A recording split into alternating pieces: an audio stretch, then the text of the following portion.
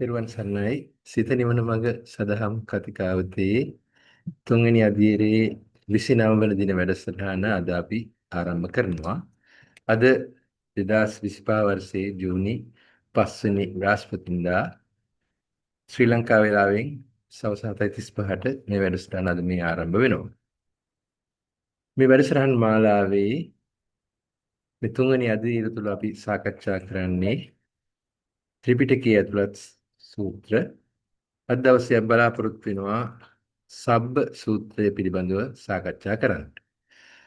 අද දවසේ අපි ආරාධනා කළා මේ වැඩසටහන සඳහා අ, ඕපාත කොටුගොඩ ශ්‍රී දිනේන්ද්‍රාරාම විහාරාධිපති පූජ්‍යපාද මොකලංගමේ පඤ්ඤානන්ද ස්වාමීන් වහන්සේට. නමුත් ගෞරවනීය ස්වාමින් වහන්සේ අද දිනේ තරම් අසනීපගත තත්ත්වයෙන් සිටින නිසා ස්වාමින් වහන්සේ මේ වැඩසටහනට සම්බන්ධ වෙන්නේ නැහැ, වැඩම කරන්නේ නැහැ. ඉතින් ඒ වගේම අද දවසේ මේ වැඩසටහන පවත්වාගෙන යාම සඳහා අපි ආරාධනා කරා ගෞරවනීය සීලා සුබසිංහ මෑණියන් වහන්සේ ඇතුළු මෑණිවරුන්ට. අද දවසේ මේ මෑණිවරු අපත් සමග සහභාගී වෙලා සිටිනවා. ඉතින් අපි අද දවසේ මේ වැඩසටහන ආරම්භ කරන්නට අපි බලාපොරොත්තු වෙනවා. අපි සියලු දෙනාම පංචශීලයේ සමාදන් වෙලා මේ වැඩසටහනට ආරම්භයක් ලබා ගන්න. සාදු සාදු සාදු. නමෝ තස්ස භගවතු වරහතෝ සම්මා සම්බුද්දස්ස. නමෝ තස්ස භගවතු වරහතෝ සම්මා සම්බුද්දස්ස. නමෝ තස්ස භගවතු වරහතෝ සම්මා සම්බුද්දස්ස. බුද්ධං සරණං ගච්ඡාමි ධම්මං සරණං ගච්ඡාමි සංඝං සරණං ගච්ඡාමි ဒ ුතියම්පි බුද්ධං සරණං ගච්ඡාමි ဒ ුතියම්පි ධම්මං සරණං ගච්ඡාමි ဒ ුතියම්පි සංඝං සරණං ගච්ඡාමි තතියම්පි බුද්ධං සරණං ගච්ඡාමි තතියම්පි ධම්මං සරණං ගච්ඡාමි තතියම්පි සංඝං සරණං ගච්ඡාමි පාණාතිපාතා වේරමණී සික්ඛාපදං සමාදියාමි අදින්නාදානා වේරමණී සික්ඛාපදං සමාදියාමි කාමේසු මිච්ඡාචාරා වේරමණී සික්ඛාපදං සමාදියාමි මුසාවාදා වේරමණී සික්ඛාපදං සමාදියාමි සුරාමේරේ මජ්ජපමා දට්ඨානා වේරමණී සික්ඛාපදං සමාදියාමි සාදු සාදු. ඉතිපිසෝ භගවා අරහං සම්මා සම්බුද්ධෝ විජ්ජාචරණ සම්පන්නෝ සුගතෝ ලෝකවිදූ අනුත්තරෝ පුරිස ධම්මසාරති සත්තා දේව මනුස්සානම් බුද්ධෝ භගවාති ස්වාක්ඛාතෝ භගවතා ධම්මෝ සම්දිට්ඨිකෝ අකාලිකෝ යේහි පස්සිකෝ ඕපනයිකෝ පච්චත්තං වේදිතබ්බෝ විඤ්ඤෝ හීති සුපටිපන්නෝ භගවතෝ ශාවක සංඝෝ උජුපටිපන්නෝ භගවතෝ ශාවක සංඝෝ ඥායපටිපන්නෝ භගවතෝ ශාවක සංඝෝ සාමීච පටිපන්නෝ භගවතෝ ශාවක සංඝෝ යදිදං චත්තාරි පුරිස යුගානි අට්ඨ පුරිස පුග්ගලා ඒසු භගවතෝ ශාවක සංඝෝ ආවුනේයෝ පාවුනේයෝ දක්ඛිනේයෝ අංජලි කරණේයෝ අනුත්තරං පුඤ්ඤක්කෙත්තං ලෝකස්වාති සාදු සාදු සාදු. ලෝතර බුදුරජාණන් වහන්සේලා පසේ බුදුරජාණන් වහන්සේලාටද අරියත් උත්තමයන් වහන්සේලාටද කොට මේ මාග්‍යා දින උත්තම උත්තමාවියන්ටද දැන හෝ නොදැන සිතින් කයින් වචනින් වරදක් සිදු වේත් නම් ඊට සමාවනසේක්වා ඊට සමාවනසේක්වා ඊට සමාවනසේක්වා ඒ වගේ මේ උතුම් උත්මාවයන්ටද මේ ලෝට බිහිකර අපගේ දෙමව්පියන්ටද මාගේ নমස්කාරය වේවා নমස්කාරය වේවා নমස්කාරය වේවා සාදු සාදු සාදු. සිත නිවන මඟ සදහම් කතිකාවතේ 29 වෙනි දින වැඩසටහන අපි අද මේ විදිහට ආරම්භ කරනවා. මේ වැඩසටහන තුළ මා කලින් මතක් කළා වගේ අද දවසට අපි සාකච්ඡා කිරීමට බලාපොරොත්තු වෙන සූත්‍රය සබ්බ සූත්‍රය. මේ සබ්බ සූත්‍රය අපිට මුණ ගැහෙනවා සංයුක්ත නිකායේ සලායතන වර්ගයේ සලායතන සංයුත්තේ සබ්බ වර්ගයේ මේ සූත්‍රය අපිට මුණ ගැහෙනවා. මේ සූත්‍රය ගැන විස්තර කරුණු කාරණා අපි කතා කරන්න බලාපොරොත්තු වෙනවා. මම හිතන්නේ ඉතාමත් කෙටි සූත්‍රයක්. නමුත් කෙටි වුණාට මම හිතන්නේ මේ තුල තියෙන අන්තර්ගතය විදහා දැක්වුවොත් ඉතා විශාලයි. ඉතින් මම හිතන්නේ අප සම්මා සම්බුදු පියාණන් වහන්සේගේ ශ්‍රී සද්ධර්මයේ මේ තුල කැටි වෙලා තියෙනවා. ඉතින් මේ සූත්‍ර පිටකය තුලින් තමයි අපිට අපි මේ සාකච්ඡා කරන සිත නිවන මඟ මේ වැඩසටහන් මාලාව සඳහා පෝෂණයක් අපි ලබා ගන්නෙ. ඒ වගේම අපි සාකච්ඡා කරන මේ කරුණු කාරණා වල සත්‍යතාවය අපි තහවුරු කරගන්නත් මේ සූත්‍ර හරහා අපි අවස්ථාව කොට ගන්නවා. ඒ නිසා ඔබට අද අවස්ථාව ලැබෙනවා මේ සබ්බ සූත්‍රයට සබ්බ සූත්‍රය තුලින් අපි ඉදිරිපත් කරන මේ සාකච්ඡාවට සම්බන්ධ වෙන්නට ඒ සාකච්ඡාව තුළ ඔබ මේ කරුණුකාරණා අහගෙන දැනගෙන ඒ පිළිබඳව ගැටලු තියෙනවා නම් ඒවා ඉදිරිපත් කරන්න ඔබට අවස්ථාව තියෙනවා. ඒ නිසා අද දවසේ මේ වැඩසටහන සඳහා අපගේ ගෞරවනීය සීලාසුපසිංහ මෑණියන් වහන්සේ පත් සමග එක් වී සිටිනවා. ඉතින් අපි මේ සබ්බ සූත්‍රය පිළිබඳව මූලික හැඳින්වීමක් කරලා මේ කාරණාව ආරම්භ කරන ලෙසට අපි ගෞරවයෙන් ආරාධනා කර සිටිනවා. ගෞරවනීය මෑණියන් වහන්සේට තිරුවන් සරණයි මෑණියනි. තෙරුවන් සරණයි. සරණයි. මම මුලින්ම අපේ ගෞරවනීය පූජ්‍යපාද මුකලංගමේ පඤ්ඤානන්ද ස්වාමීන් වහන්සේට මගේ වන්දනාව කරනවා. ඒ වගේම ආශිර්වාද කරනවා ඉක්මනින්ම සුවයටපත් වෙලා නැවතත් අපිත් එක්ක මේ සාකච්ඡාවලට ඉක්මනින්ම සම්බන්ධ වෙන්න ලැබේවා කියලා. මොකද උන්වහන්සේගේ ආරම්භය නැත්නම් උන්වහන්සේගේ ප්‍රවේශය අපිට ලොකු ධෛර්යයක් ශක්තියක්. මොකද ඒක ස්වාමීන් වහන්සේගේ තියෙන අවබෝධයත් එක්ක දැනුමත් එක්ක ඒක ලොකු ශක්තියක් වෙනවා. ඒක නිසා අපිට හුඟක් හොඳයි උන්වහන්සේව සම්බන්ධ වෙන්න තිබුණා නම් ඉතින් ඉදිරියටත් අපේ ධම්සභාවල කටයුතු සඳහා ඉක්මනින්ම උන්වහන්සේට අපිත් එක්ක සම්බන්ධ වෙන්න ලැබේවා කියලා අපි ආශිර්වාද කරමු. ඉක්මනින්ම සුවය ලැබේවා කියලා ආශිර්වාද කරමු. හොඳයි. පින්වත් ශ්‍රාවකෝ ඔබ හැමගෙනුත් අවසරයි. සංවිධායක කමල් ජයගුඩ මහතා ඇතුළු කණ්ඩායමිනුත් අවසරයි. එතකොට අපිට මේ දේශනා කරන්නේ බුදුරජාණන් වහන්සේ මේ සම්මත ලෝකයක ජීවත් වෙන අපි වගේ සත්වයින්ට. එතකොට සම්මත ලෝකයක ජීවත් වෙන පරමාර්ථ ලෝකයේ තමා තුළින් අවබෝධ කරගන්න අවශ්‍ය කරන ආකාරයට තමයි මේ උන්වහන්සේ ධර්මය දේශනා කරන්නේ. එතකොට මේ සත්වය හැමතිස්සෙම දෙපැත්තකට අහු වෙලා තියෙන්නේ. මොකද මේ ලැබිලා තියෙන ඉන්ද්‍රිය පහ අපි සසරේ ගෙන ආපු කුසල අකුසල කර්මයට අනුව තමයි මේ ඉන්ද්‍රිය පහක් ලැබිලා තියෙන්නේ. හැම වෙලේම ඉන්ද්‍රිය පහ උත්සාහ කරන්නේ පවතින බාහිරයකට අපිව කොටු කරන්න. ඒ වගේම ඒකට තමයි හැමෝම අහු වෙලා තියෙන්නේ. හැමෝම ඉගෙන ගත්තේ, හැමෝම දැනගත්තේ පුංචි කාලේ ඉඳලා මේ ඉන්ද්‍රිය භාෂා බාහිර ලෝකේ. එහෙම නැත්නම් සම්මත ලෝකේ. එහෙමත් නැත්නම් පනවගත්ත ලෝකේ. එතකොට ඒක පනවගත්ත ලෝකයක්. පනවගත්ත ලෝකයක් බව දැනගත්තෙත් අපි ධර්මයේ සාකච්ඡා කරනකොටයි. එතෙක් අපිට පනවගත්ත ලෝකයක් නෙමෙයි බාහිර ලෝකේ සහ ඉන්ද්‍රිය පහ ඇත්තම ඇත්ත වෙලා තිබුණා. හැමෝටම වෙලා තියෙන්නේ ඒකයි. ඒක සම්මතයක් පනවගත්ත ලෝකයක් වෙලා නැහැ. ලෝකේ බාහිර ඇත්ත වෙලා ඉන්ද්‍රිය ගෝචරයි කියලා හිතාගෙන ඉන්න නිසා. එහෙම සත්වයින්ට තමයි බුදුරජාණන් වහන්සේ මේ අධ්‍යාත්මික පැත්ත නැත්තම් පරමාර්ථ ධර්ම දේශනා කළේ. ඒතකොට පරමාර්ථ ධර්ම දේශනා කරනකොට සම්පූර්ණයෙන්ම මේක පනවගත්ත සම්මත කරගත්ත දෙයක් නෙමෙයි උන්වහන්සේ දේශනා කරන්නේ සත්‍යයක්. එතකොට සත්‍ය මුළු මානව සංහතියටම පොදුයි. අපිට විතරක් නෙමෙයි බෞද්ධයින්ට විතරක් නෙමෙයි මුළු මානව සංහතියටම පොදුයි.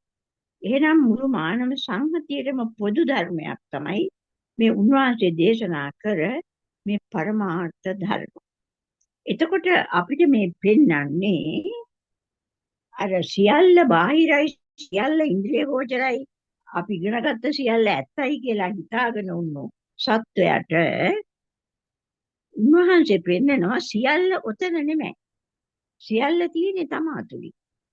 එතකොට තමා තුල සියල්ලක් තියෙන බව, සමා තුල සියල්ලක් ක්‍රියාත්මක වෙන බව තමයි සබ්බ කියන එකෙන් අදහස් කරන්නේ. සබ්බ කියන්නේ සියල්ල. මොකද්ද? හටගන්න ලෝකය, අඳුනගන්න ලෝකය, විඳගන්න ලෝකය, ගමන් කරන සංසාර චක්‍රය. එතකොට නොඑක් විඳීම් විඳීම අසහන දුක බය ශෝක චේතනා සියල්ලමත් ඒ සියල්ලමත් අයිති වෙන්නේ බාහිරට නෙමෙයි මේ පරමාර්ථ ලෝකයට. එතකොට මේ පරමාර්ථ ලෝකයේ මේ සියල්ලම ගොඩනගෙන ආකාරයේ පරමාර්ථ ලෝකයේ මේවා සකස් වෙන ආකාරය උන්වහන්සේ සොයලා ප්‍රත්‍යක්ෂ කරගෙන උන්වහන්සේ ප්‍රඥාවෙන් දැකලා මෙන්න ඇත්ත කියලා අපිට කියලා දුන්නා. එතකොට ඒ පැත්තෙන් තමයි මේ බුදුරජාණන් වහන්සේ පරමාර්ථ පැත්තෙන් අපේ මේ නොපෙනෙන ආධ්‍යාත්මික පැත්තෙන් එහෙම නැත්නම් අපිට තේරුම් ගන්න අමාරු නිරන්තරයෙන්ම අපිට ක්‍රියාත්මක වෙන මේ මනස පිළිබඳව ක්‍රියාත්මක වෙන සත්‍යයක් තමයි මේ උන්වහන්සේ සියල්ල යන්නෙන් අදහස් කරන්නේ සබ්බ කියන එකේ තේරුම සියල්ල කියන. එතකොට මේ උන්වහන්සේ පෙන්නන්නේ අපිට තමා තුළ එහෙම නැත්නම් මේ පහළ වෙන මනසක අපි කොහොමද ලෝකයක් පනවගෙන තියෙන්නේ, ලෝකයක් අල්ලගෙන තියෙන්නේ, ලෝකයක් විදලා තියෙන්නේ, ලෝකයක් අයිති කරගෙන තියෙන්නේ, ලෝකයක් පරිහරණය කරලා තියෙන්නේ කොහොමද? අන්න මේ කාරණා ඔක්කොම උන්වහන්සේ පෙන්නලා දුන්නා මේ මනසේ ක්‍රියාත්මක වෙන ක්‍රියාවලියකින්.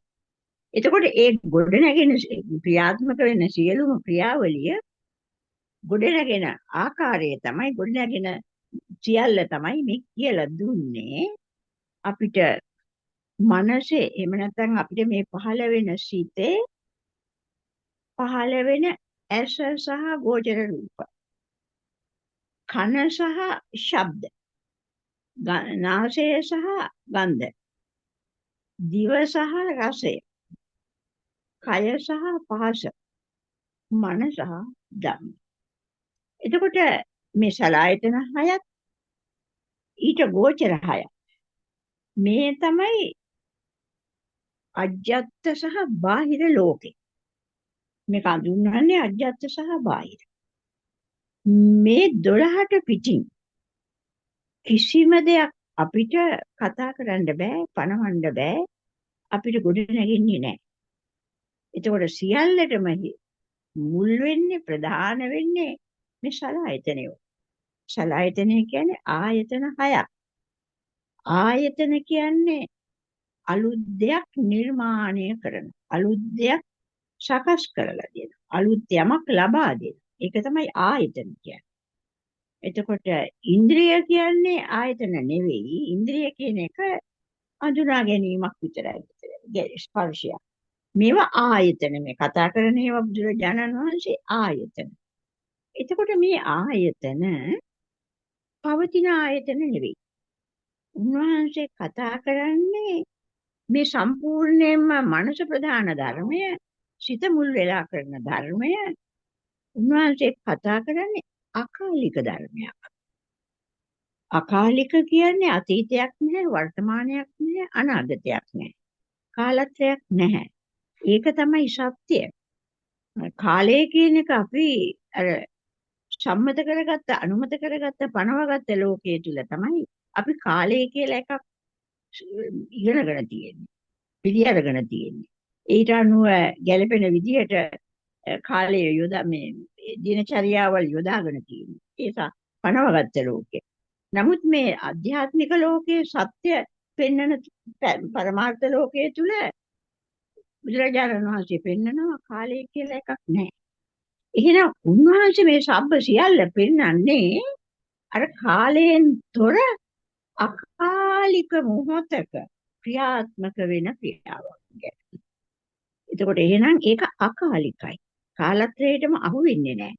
එතකොට අපිට තේරුම් ගන්න දෙයක් තියෙනවා. කාලත්‍රයට අහු වෙන්නේ නැත්නම් එතන පැවැත්මක් බාර ගන්න බෑ. එහෙමනම් ඒක වේගයක් වෙන්න ඕනේ. එක ක්ෂණයකට හරි පැවතිනවා නම් ඒක අපිට කියන්න පුළුවන් වර්තමානයේ කියලා. එතකොට එක ක්ෂණයකටවත් පවතින්න බෑ වර්තමානයේ කියන කාලයටවත් අහු වෙන්නේ නැත්නම්. එහෙනම් ඒක වේගයක් පමණයි. එතකොට එවැනි වේගයක් තමයි මේ පරමාර්ථ ක්‍රියාවලියක ස්වභාවය. එහෙමනම් කොහොමද අපිට මේ සියල්ල පහළ වෙලා තියෙන්නේ? ආයතන හයත් ඊට ගෝචර රූප හයත් කොහොමද ගොඩනැගෙන්නේ? කොහොමද පනවන්නේ? අන්න ඒක තමයි බුදුරජාණන් වහන්සේලා සොයන්නේ. උන්වහන්සේලා සොයන්නේ ඒක කොහොමද සිද්ධ වෙන්නේ? මෙතන අකාලික වේගයක් නම් කිසිම දෙයක් පනවන්න බැරි නම් පවත්වන්න බැරි නම් එතකොට පනවන්න බැරි තැනක පවත්වන්න බැරි තැනක ආයතන හයක් සහ ඊට ගෝචර හයක් ලෝකයක් කොහොමද සකස් වෙන්නේ? කොහොමද පාලක කරන්නේ? අන්න ඒක තමයි උන්වහන්සේලා සොයන්නේ. එතකොට පහළ නොවුණා නම් අපිට මේ ආයතන හය සහ ආයතන හයට ගෝචර රූප හය පහළ වුණේ නැත්තම් අපිට කවදාකවත් පනවගත්ත ලෝකයක්වත් අඳුර ගන්න හම්බෙන්නේ නැහැ.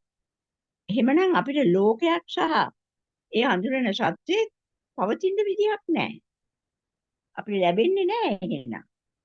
නමුත් දැන් අපිට වෙලා තියෙන්නේ මොකද්ද?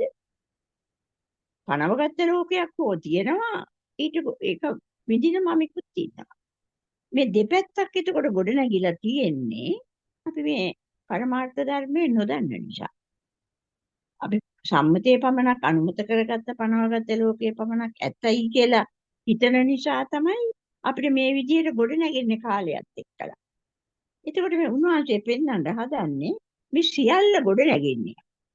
ඔය අපි දන්න අඳුරන අපි සකස් කරගන්න අපි පිළිගන්න අපි ජීවත් වෙන කටයුතු කරන තැන මේ සියල්ල ගොඩ නැගෙන්නේ. එතකොට මෙන්න මේ සබ්බ නිසා මේ සියල්ල නිසා අධ්‍යාත්මිකව පහළ වෙන සියල්ල නිසා.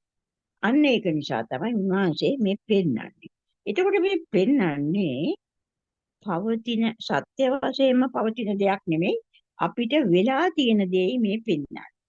සත්‍යෙම නම් මෙතන ගොඩනගෙන්නේ නැහැනේ. නමුත් මෙතන මේ පෙන්වන්නේ කොහොමද මේ 12 පෙන්වන්නේ තවම සත්‍යය අවිද්‍යා අන්ධකාරයෙන් වැහුණු මෝහ අන්ධකාරයෙන් මුලා වුණු අතරමං වුණු සත්‍යය. මොකද අන්ධකාරයකින් වැහිලා බව තේරෙන්නේ නැහැ. මුලාවකට අහු වෙලා මම්මුලා වෙලා කියලා තේරෙන්නේ නැහැ, දැනෙන්නේ නැහැ. හරි කියන තැන තමයි සත්‍යය කටයුතු කරන්නේ. එතකොට එහෙම ඒ සත්‍යය ගැන තමයි මේ බුදුරජාණන් වහන්සේ ඒ සත්‍යයට තමයි මේ සබ්බ පහළ වෙන්නේ, සියල්ල පහළ වෙන්නේ. මේ ආයතන 6 සහ ගෝචර 6 පහළ වෙන රූප 6 අවිද්‍යා අන්ධකාරයෙන් බැවුණු මනස. එතකොට කාගේද මේ වෙන්නේ? සියලුම සත්වයින්ගේ රහත් භාවයට පත් වෙනතුරු රහත් භාවයට පත් වෙනතුරු සියලුම සත්වයෝ හැම ක්ෂණයකම මේ අකාලික මොහොතක් පාසාම රැවටිලා තියෙන්නේ, මුලා වෙලා තියෙන්නේ මේ අවිද්‍යා අන්ධකාරය. ඒ අවිද්‍යා අන්ධකාරයෙන් මුලා වුණු සත්ව මනසක තමයි මේ සියල්ල පහළ වෙන්නේ. මේ සියල්ල පහළ වෙන්නේ. එතකොට මේ සියල්ල පහළ වෙන නිසා තමයි ලෝකෙම ගොඩ නැගෙන්නේ එතන. ලෝකෙම ගොඩ නැගෙන්නේ එතන. අන්න ඒක නිසා තමයි බුදුරජාණන් වහන්සේ මේ ඇස රූප දෙකෙන් තොර, කන ශබ්ද දෙකෙන් තොර, නාසය ගන්ධ දෙකෙන් තොර, දිව රසය දෙකෙන් තොර, කය පහස දෙකෙන් තොර, මන ධම්ම වලින් තොර කිසිම දෙයක් ලෝකේ පණවන්න බෑ කියලා බුදුරජාණන් වහන්සේ පෙන්වුවේ අන්න ඒකයි. එතකොට අපි තේරුම් ගන්න ඕනේ කොහොමද මේක පැනවෙන්නේ? අන්න කවුද මේක පණවන්නේ? කා විසින්ද මේක කරන්නේ? අන්න බුදුරජාණන් වහන්සේ දේශනා කරා මේ සියල්ල සිද්ධ වෙන්නේ කෙනෙක් සත්‍ය පුජ්‍යලයක් කරන දෙයක් නෙවෙයි, වෙනයම් කෙනෙක් විසින් කරන හේතුත් නෙමෙයි, වෙනයම් බලවේගයක් නිසා කෙරෙනවත් නෙමෙයි. මේ සියල්ල පහළ වෙන්නේ අවිද්‍යාව කියන හේතුව නිසා. ඒතකොට අවිද්‍යාව උන්වහන්සේ පැහැදිලි කළා සත්‍ය හතර නොදන්නාකම. දුක්ඛ සත්‍ය පිළිබඳ අවබෝධයක් නැහැ. දුකට හේතුව පිළිබඳ අවබෝධයක් නැහැ. නිරෝධය පිළිබඳ, දුකෙන් නිදහස් වීම පිළිබඳ අවබෝධයක් නැහැ. එතකොට දුකෙන් නිදහස් වෙන මාර්ගය පිළිබඳ අවබෝධයක් නැහැ. අවබෝධය කියන්නේ දැන ගැනීම නෙමෙයි ප්‍රත්‍යක්ෂ භාවය. අත්දැකීමක්. එතකොට අත්දැකීමක් ඒ පිළිහතර ගැන නැත්තම් අන්න බුදුරජාණන් වහන්සේ දේශනා කරා සත්‍ය හතර දන්නේ නැහැ. අපි ඉගෙනගෙන තියෙනවා. අපි පාඩම් කරලා තියෙනවා. අපි විභාග වලට ලියලා පාස් වෙලා තියෙනවා. ඒ අවබෝධයවත් ප්‍රත්‍යක්ෂ භාවයවත් නෙමෙයි. ඒ දැනීම. බුදුරජාණන් වහන්සේ දේශනා කරන සියලු ධර්ම දැනීමෙන් වැඩක් නැහැ. උන්වහන්සේ සඳහන් කරන උන්වහන්සේ දේශනා කරන සියලුම ධර්ම දැකිය යුතු ප්‍රත්‍යක්ෂ කරගත යුතු ධර්ම. එහෙමනම් අපි ප්‍රත්‍යක්ෂ කරලා නැත්තම් තවම සත්‍ය අවබෝධ කරලා නැත්තම් තවම අපි තාම අවිද්‍යාන්ධකාරයෙන් වැහුණු සත්වයෝ. හැම වෙලේම පහළ වෙන සිත මොහොතක් පාසා පහළ වෙන සිත අවිද්‍යාන්ධකාරයෙන් වැහුණු සිත. අවිද්‍යාන්ධකාරයෙන් වැහුණා නම් අවිද්‍යාව කියන්නේ සත්‍ය නොදැන රැවටීම. එතකොට සත්‍ය දන්නේ නැති සිතක් හැමතිස්සෙම රැවටුණු සිතක්. එතකොට රැවටෙන්නේ මොකද්ද? මේ මොහොතේ පහළ වෙන මේ සියලු ක්‍රියාකාරීත්වයට සිතේ රැවටිලා. මුළු ක්‍රියාකාරීත්වයෙන් සිතේ රැවටීම හේතු කරගෙන පහළ වෙනවා. එහෙනම් මේ සලආයතනයක් ගෝචර රූපත් පහළ වෙන්නේ අවිද්‍යාව හේතු කරගෙන. අන්න බුදුරජාණන් වහන්සේ පෙන්නනවා ඒක හේතුඵල ධමයක්. හේතු නිසා සකස් වෙන ධර්ම. එතකොට හේතු නිසා සකස් වෙන ධර්මය උන්වහන්සේ පෙන්වන්නේ මේ මොහොතේ. මොකද මේක අකාලිකයි. මේ ධර්මය අකාලිකයි. මේ සියල්ල අකාලිකයි. එහෙනම් මේක පෙර තිබුණු ඇසක් නෙවෙයි. පෙර අඳුරන ඇසක් නෙවෙයි. පෙර අඳුරන රූපයක් නෙවෙයි. පෙර තිබුණු කනක් නෙවෙයි. පෙර පහළ වුණු ශබ්දිකුත් නෙමෙයි. මීට පෙර තිබුණු නාසයකුත් නෙමෙයි, ගන්ධයකුත් නෙමෙයි. මීට පෙර පහළ වුණු දිවකුත් නෙමෙයි, රසයකුත් නෙමෙයි. කයකුත් නෙමෙයි, පහසකුත් නෙමෙයි. මනකුත් නෙමෙයි, ධම්මකුත් නෙමෙයි. එහෙනම් මේ බුදුරජාණන් වහන්සේ දේශනා කරන හේතුඵල ධහමේ අපි දැනගත යුතුම දේ තමයි ඉදපච්චයතාවය.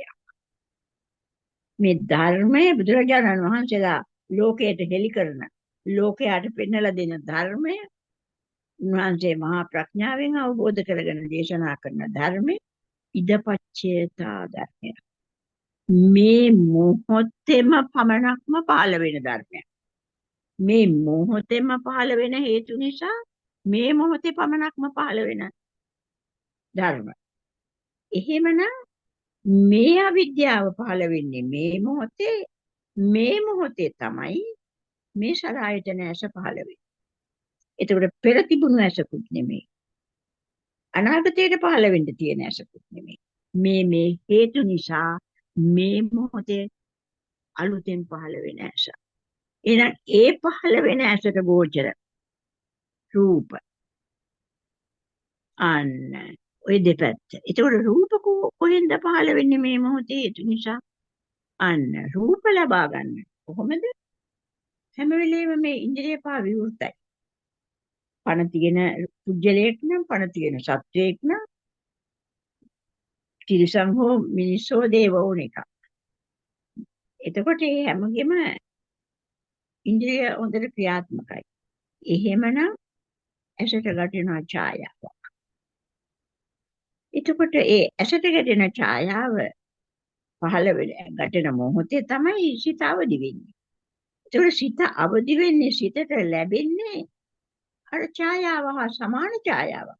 අර ඡායාව මනසට යන්නේ නැහැ. ඒක ගැටෙන තැනම ඉවර වෙනවා ඇසේ.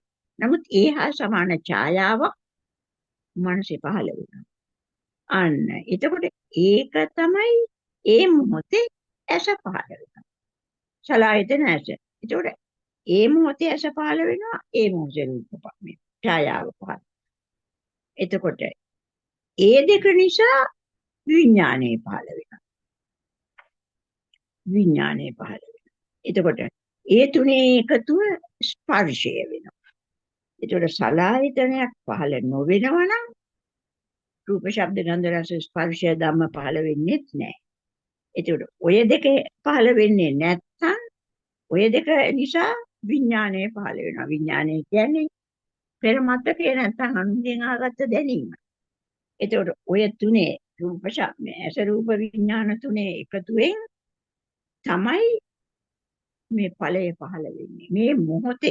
මේ මොහොතේ මම සහ ලෝකය කියන දෙපැත්ත පහළ වෙන්නේ. ඒ තමයි හේතුඵල ධර්මයේ උපාදාන පැත්ත. sorry. එතකොට උපාදානයක් කියන්නේ තණ්හාවෙන් අල්ලගන්න පැත්ත. එතකොට තණ්හාවෙන් මේ සියල්ල මේ හේතුඵල ධර්මයේ මේ මොහොතේ මේ ක්‍රියාත්මක වෙන මුලාවල් සියල්ලම දේවල් කියන්නත් බෑ. මොකද අවිද්‍යාව තුළ රැවටීම තුළ පහළ වෙන සියල්ලම මුලාවල්. ඒ මුලාවල් රාශියක් රැවටීම් රාශියක් තමයි අපි රැවටීම බව නොදැන අවිද්‍යාව නිසා දේවල් බවට පවතින දේවල් බවට එතකොට පහළ වෙන දේවල් බවට මුලාවක් වෙනවා මේ සිත. ඒතර මේ මොහොතේ පහළ වෙන සිත මේ මොහොතේ පහළ වෙන මේ හේතු නිසා අවිද්‍යාව හේතුව නිසා මේ ආකාරයෙන් 12 වචන 12කින් පෙන්වලා දෙන කරුණු 12ක් හට ගන්න බවට පවතින බවට නිත්‍ය බවට තියෙන බවට සිත මුලා වෙනවා. අන්න එතනින් තමයි මේ තුනක් ස්පර්ශ වෙනකොට ඇස රූප විඥාන ස්පර්ශ වෙනකොට තමයි මේ දකින අහන පේන කියලා මුලා වෙන බාහිරයි කියලා මුලා වෙන ලෝකයේ සිටේ හටගන්නේ ওই තුනේ ස්පර්ශය. අන්න කොට තමයි ස්පර්ශය කියන්නේ. ඒකයි බුදුහාමුදුරුවෝ දේශනා කරේ ස්පර්ශය මෙතන ප්‍රධාන වෙනවා ඊළඟට. එතකොට ඇස රූප දෙක නැත්තම් විඥානය පහළ වෙන්නේ නැහැ. ඇස රූප දෙක නිසායි විඥානය පහළ වෙන්නේ. එතකොට ඇස රූප විඥාන තුන එකතු වෙනකොට තමයි අන්න ස්පර්ශයක් ගොඩ නැගෙන්නේ.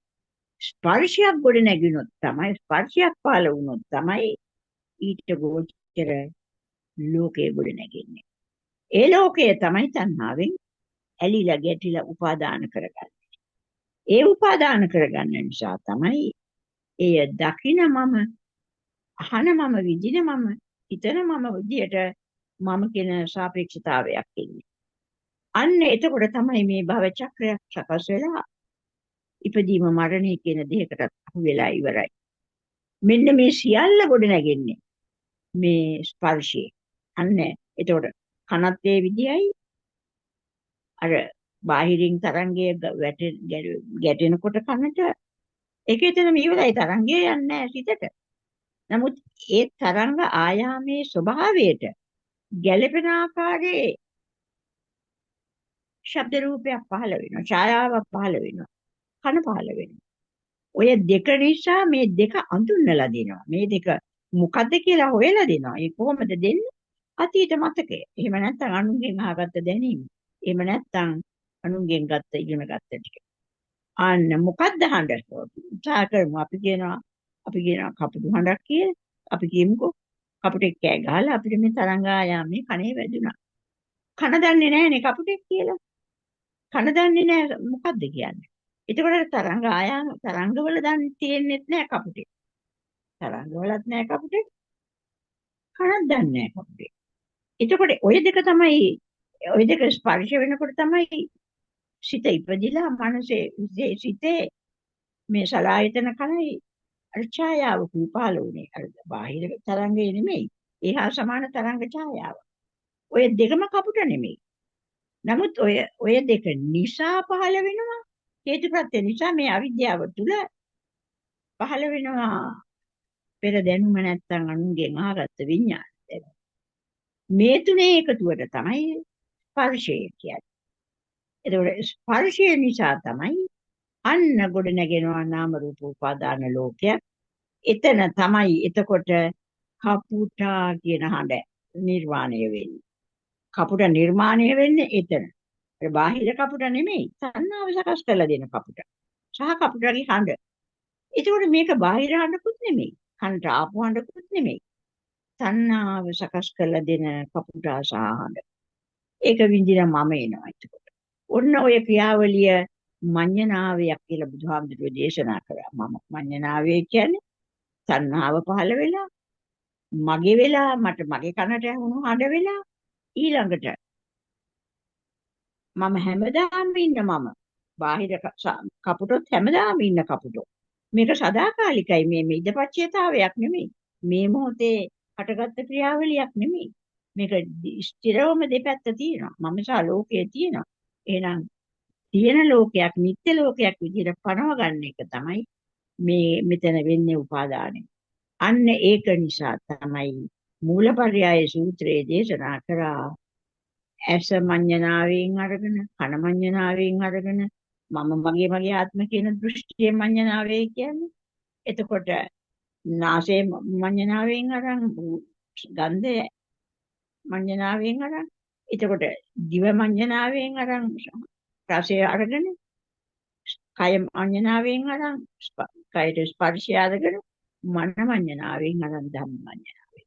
ඒතර හැම සත්වයකම අවිද්‍යාව ක්‍රියාත්මක වෙනකන් ආයතන හයත පහළ වෙන මේ ඡායා හයත් ඇස රූප ශබ්ද ගන්ධ රස පොට්ටබ්බ ධම්ම කියන මේ හයත් දේවල් විදිහට ගන්නවා. ඒ තමයි අවිද්‍යාව තුල වෙන මුලාව.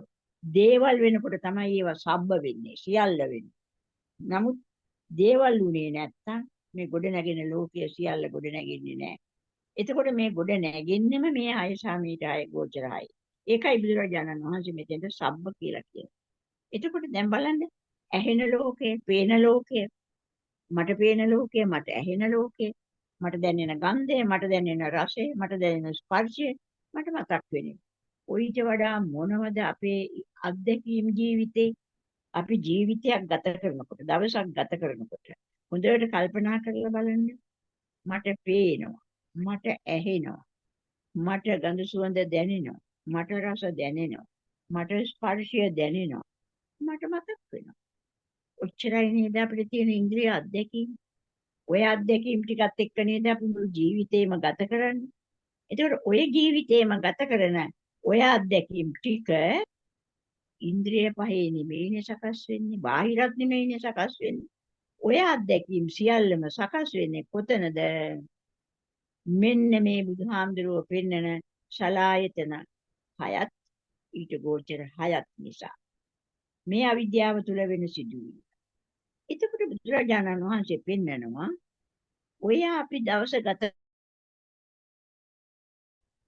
අන්න අර කටයුතු සියල්ලම එතකොට ගොඩ නැගිලා තියෙන්නේ කොතනද? මෙන්න මේ 12 ගොඩ නැගිලා තැන. අධ්‍යාත්මිකව මේක මනසේ ගොඩ නැගුණේ නැත්තම් ඔය මට පේනවා, මට ඇහෙනවා, මට දැනෙනවා, මට තේරෙනවා, මට මතක් වෙනවා කියලා මම මුල් කරගෙන අපිට කතා කරන්න දෙයක් නැහැ. අන්න ඒකයි රහතන් වහන්සේට කතා කරන්න දෙයක් නැත්තේ ඒව ගැන. උන්වහන්සේට නෑ බාහිර ලෝකයක් දකින්න මම. නමුත් අපිට ඒ සේරම තියෙනවා. ඇහෙනවා, පේනවා, දැනෙනවා, මතක් වෙනවා ඔක්කොම තියෙනවා. එතකොට ඒ ඔක්කොම කොහෙන්ද එන්නේ? ඒ සියල්ලම එන්නේ මෙන්න මේ සබ්බ නිසා. මේ සිතේ පහළ වෙන සබ්බ නිසා. එතකොට සිතේ පහළ වෙන සබ්බ කොහොමද එන්නේ? අවිද්‍යාව පත්‍ය.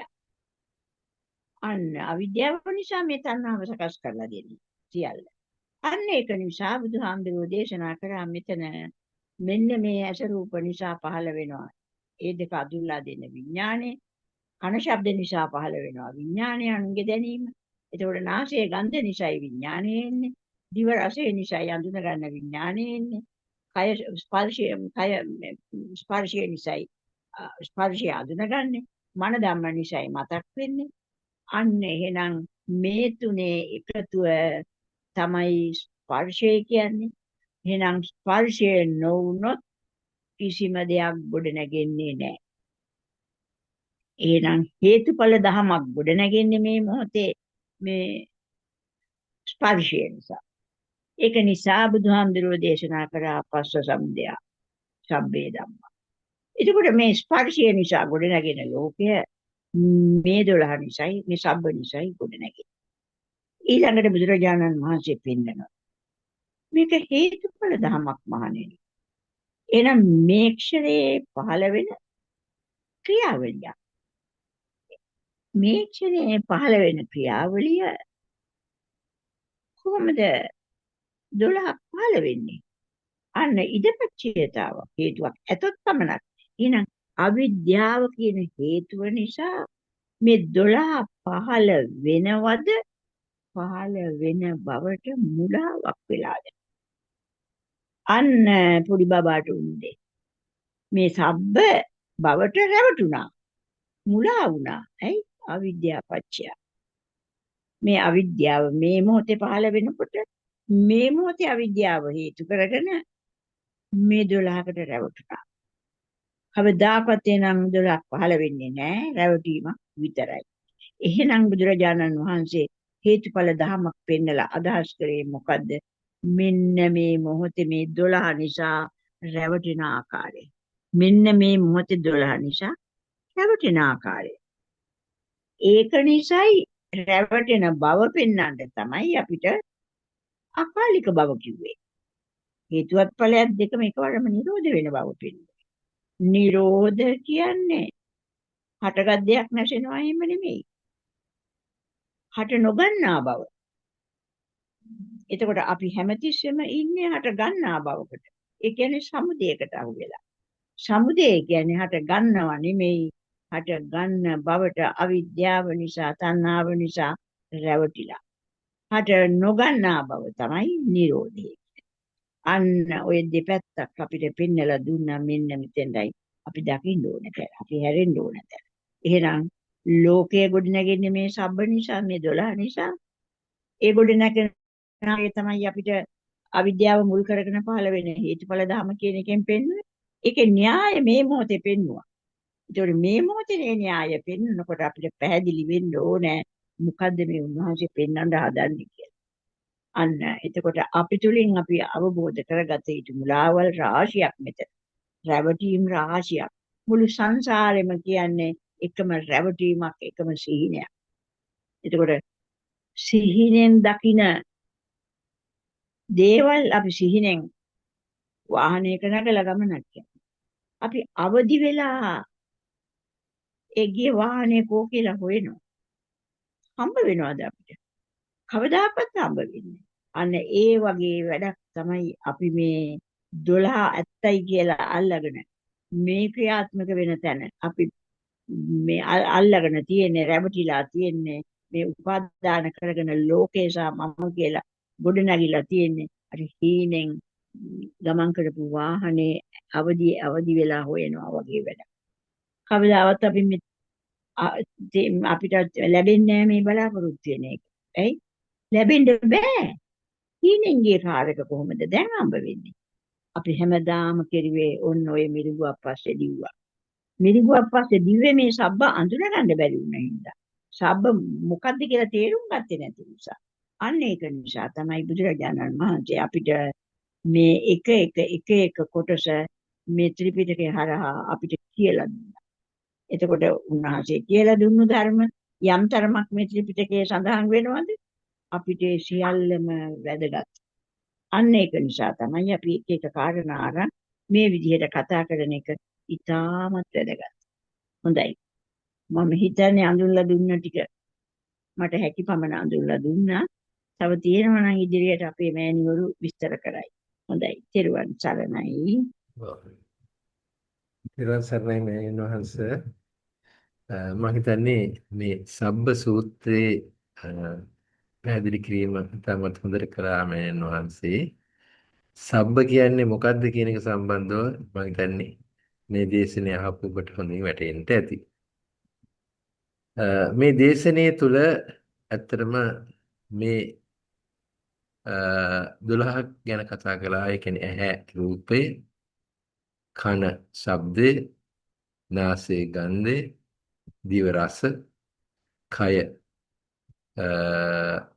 පහස, මනස ධර්මයේ කියන මේ කරුණු 12ක් ගැන තමයි මේ සූත්‍රය තුල කතා කරන්නේ. ඒ තමයි සියල්ල කියලා කියන්නේ.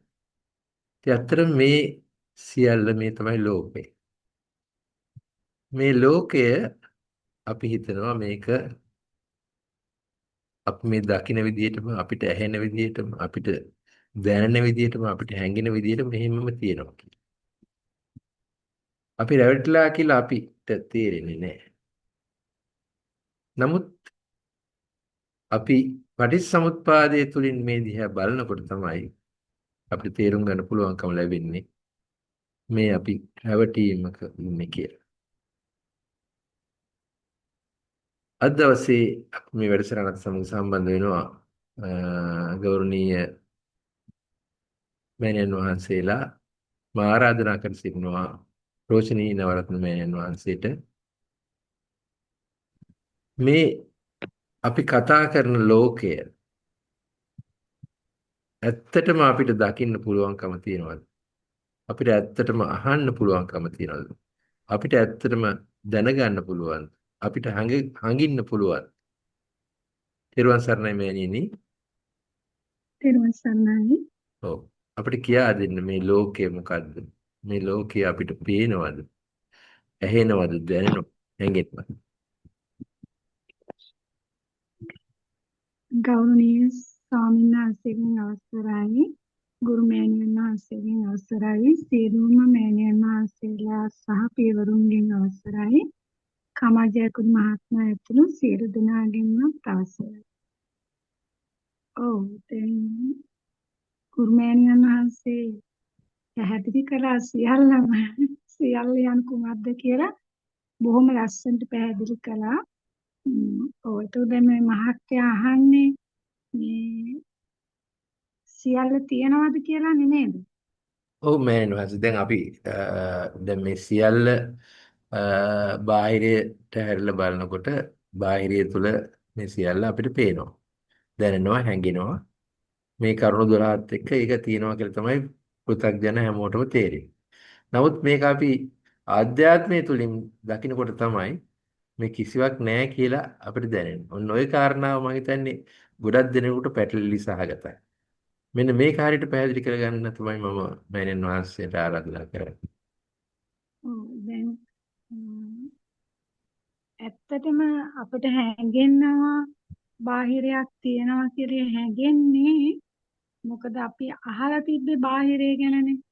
ඒ කියන්නේ අර පුංචි බබාට කියලා දුන්නේ පෙනුනද පෙනුනද කියලා නේ ඇහුණාද කියලා ඇහුවා. එතකොට දැනුණා දැන් බබා වැටුණාම බබාට දැනුණා රිදුණාද? ඒකට එතන දැනෙන එකනේ බබා එතන අල්ලගන්නේ. ඒ අන්නේ විදිහට අපිට පුංචි කාලේ ඉඳලා කියලා දීපු දේ නිසා තමයි අපිට මේ වෙනකම්ම මේ ඇසට රූප පේනවා කියලා අපි හිතන්නේ යන්නේ ඒකයි. හිතනවා මිසක ඇත්තටම ඇසට රූප පේන්නේ නැහැ. ඒක අපි විමර්ශනය කරලා බලනකොට අපිට ඒක කියන්නේ Tamanට මේක ප්‍රත්‍යක්ෂ කරගන්න පුළුවන්.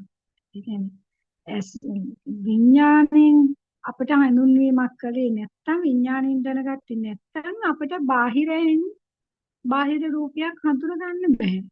රූපෙ මොකද්ද කියලා හඳුනගන්න බෑ. ඇසට යම් දෙයක් ගැටෙනවා එපමණයි. එතනින් එහා කතා කරන්න බෑ. නමුත් අපිට ඒක තේරෙන්නේ නැහැනේ. ඒ තේරෙන්නේ නැති ප්‍රධානම හේතුව තමයි අපිට පුංචි කාලේ දීපු දත්ත ටික නිසා. පුංචි කාලේ අපිට දැනුම දුන්නානේ බබාට පේනවද කියලා අහපු එක. එතකොට අපි ගත්තේ එදා ඒ බාහිරේ පේන දෙයක් විදිහට. ඔන්න ඔතන තමයි අපි ගැට ගැහිච්ච තැන. ඇතුලේ තමයි ඇත්තටම ඇස රූප විඥාන පහළ වෙලා තමයි අපි හඳුනගත්තේ. නමුත් ඒ හඳුන ගැනීම ගැන අපිට තේරෙන්නේ නැහැනේ. ඇත්තටම අවිද්‍යාවනේ බබාටත් තියෙන්නේ. අවිද්‍යාව තියෙනවනේ බබාට. ඒකනේ බබා ඒ කියනකොට මේව පිළිගත්තේ, ග්‍රහණය කරගත්තේ. අන්නේ ඇතුලෙන් තමයි රැවටුනේ. නමුත් අපි හිතුවා එළිය දේවල් තියෙනවා කියලා. අන්නේ එළිය දේවල් තියෙනවා කියලා හිතපු නිසා තමයි අපිට තාමත් මේ එළිය බොරුවක් කියන එළිය දේවල් හඳුන ගන්න බැහැ කියන එක අපිට තේරුම් ගන්න බැරි අන්නේ නිසා. මොකද අපි අර දැනගත්තු දේ ඇත්ත කියලා අපි හිතනවා. ඒක දැනගත්තු දේ අනුන්ගෙන් අහලා දැනගත්තු දෙයක් නෙවෙයි. ඒක අපි ප්‍රත්‍යක්ෂව අපි තුලින් දැක්ක දෙයක් නෙවෙයි. අපි හැමෝම කාගෙන් හරි දෙමව්පියන්ගෙන් වැඩිහිටියන්ගෙන් ගුරුවරයන්ගෙන් අහලා දැනගත්තු දෙයක් තමයි අපි දන්නේ. ඒතකොට දැන් බුදුරජාණන් වහන්සේ දේශනා කරේ අනුන්ගේ දැනුමක් ගැන නෙවෙයි තමා තුලින් මේක ඇත්තද කියලා බලන්න කියලා. උන්වහන්සේ අපිට පෙන්වන්නේ මෙන්න මේම අභ්‍යන්තරව සිද්ධ වෙන සිද්ධියක්. يعني මනෝමය වශයෙන් සිද්ධ වෙන සිද්ධාන්තයක් ගැන බුදුරජාණන් වහන්සේ දේශනා කළේ. එතකොට අපිට තේරෙන්නේ මේ භෞතිකය ගැන. මනෝමය ස්වභාවය ගැන අපිට වැටහෙන්නේ නැහැ. මේ මනෝමය කයකටනේ අපි අහුවෙන්නේ, මනෝමය රූපයකටනේ අහුවෙන්නේ, මනෝමය ශබ්දයකටනේ අහුවෙන්නේ. නමුත් අපිට හිතෙන්නේ නෑ මට ඇහුණා, මට පෙනුණා. එතකොට මම සහ ලෝකයේ ගොඩ නැගුණා.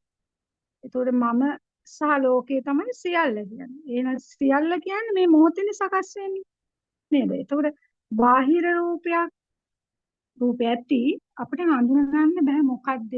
අම්මද තාත්තද ගහකොළද ඇලදොල ගංගා මේ කිසිම දෙයක් අපිට හඳුනා ගන්න බෑ. අපි හඳුනා ගන්නෙම විඥාන දැනුම. අන්න එතන අපි පොඩ්ඩක් තේරුම් ගන්න නම් අර පුංචි කාලේටම යන්න ඕනේ. පුංචි කාලේ අපි රැවටුණු තැනට ගිහින් තමයි අපිට මේක තේරුම් ගන්න පුළුවන් වෙන්නේ. තේරුම් කරගන්නත් ඕනේ එතනින්. එතකොට තමයි අපිට තේරෙන්නේ දැන් මේ මොහොත නම් මේ මොහොතේ පැවැත්මක් නැත්තම් අකාලික ධර්මතාවයක් නම් පවතින්නේ. අපි කාලයට අහු වුණොත් නේ හඳුනා ගන්න පුළුවන්. නැත්තම් ඕන හැම වෙලාවෙම ඇට ගැටෙනවා අපි අඳුරන්නේ ඇට ගැටෙන හැම දෙයක්ම. මොකද විඥානය පහළ වුණොත් විතරයි අපිට දැනගන්න පුළුවන් මොකද්ද දැක්කේ කියලා. ඇස රූප විඥාන ස්පර්ශ නොවුනොත් අපිට අඳුර ගන්න බෑ. පේන හැමදේම අපි අඳුර ගන්න ඇයි ගැටීම ඉවරයි එතන. ඒ ඉවර වෙන බව අපි දන්නේ නැහැ. ඇසට ගැටුණා එතන ඉවරුණා කියලා අපිට දැනගන්න විදියක් නැහැ. මොකද අපි අපේ සතිමත් බව නැහැනේ. අපි ඉන්නේ හැම වෙලාවෙම අසතියේ. ඒ නිසා අපි කාලයකට අහු වෙලා හැම වෙලේම කාලත්‍රයේ ඉන්නේ. ඒකට අපි කාලත්‍රයේ තුලත් දැන් ඇසට ගැටෙන වෙලාව එතනම නිරෝධ වෙනවා ඒ බව අපි දකින්නේ නැහැ. ඒක කනට ශබ්දයක් ඇහිලා ඒ ශබ්දය ඇත්ත කරගෙන කියන්නේ කන ශබ්ද විඥාන ස්පර්ශ වෙලා එතන ඇත්ත කරගෙන එතන අපි වෙනිනවා.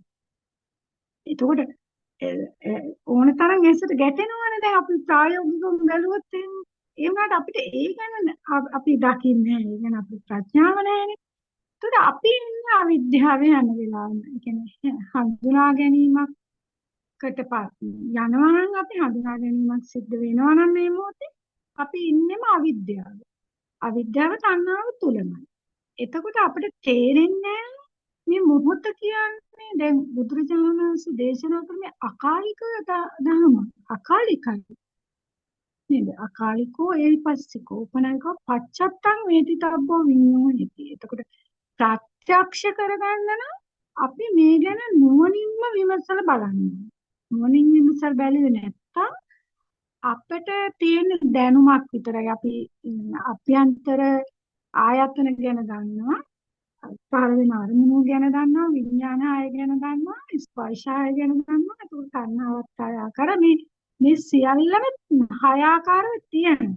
ඒකට සකස් වෙන එක අපි දකින්නේ නැහැ. අපි විමසුවේ නැත්තම් අපි දැනගත්තු දත්තයක් විතරක් වෙනවා. එතකොට අපි දත්තේ ඕනේ. නමුත් දත්තේ විතරක් තියාගෙන මේකනේ සිද්ධ වෙන්නේ මෙහෙමනේ කියලා බෑ. ඒතකොට අපි ප්‍රායෝගිකව දකින්න ඕනේ අත්දකින්න ඕනේ ඇසට රූප හඳුනගන්න බැරි නම් කොහොමද අපි රැවටෙන්නේ? අන්න එහෙම අපි හොයන්න ඕනේ විමසලා බලන්න. කනට ශබ්ද අඳුරන්න බැරි නම් ශබ්ද දැන් අපි ඔය බලන්නකො උත්සාහ කරලා ශබ්ද ඕන තරම් තියෙනවා. මොනවද කියලා අඳුරගන්න බෑ ඇත්තටම. හඳුනගන්න නම් කාලයටම අපි අහු වෙනවා. කාලය තමයි අපිට ඒ කියන්නේ කාලය කියන්නේ මේ ෂණේම හටගන්නේ නැසීම එකවරම සිද්ධ වෙනවානේ. ඒ සිද්ධ වෙනවා නම් එතන කාලය තමයි.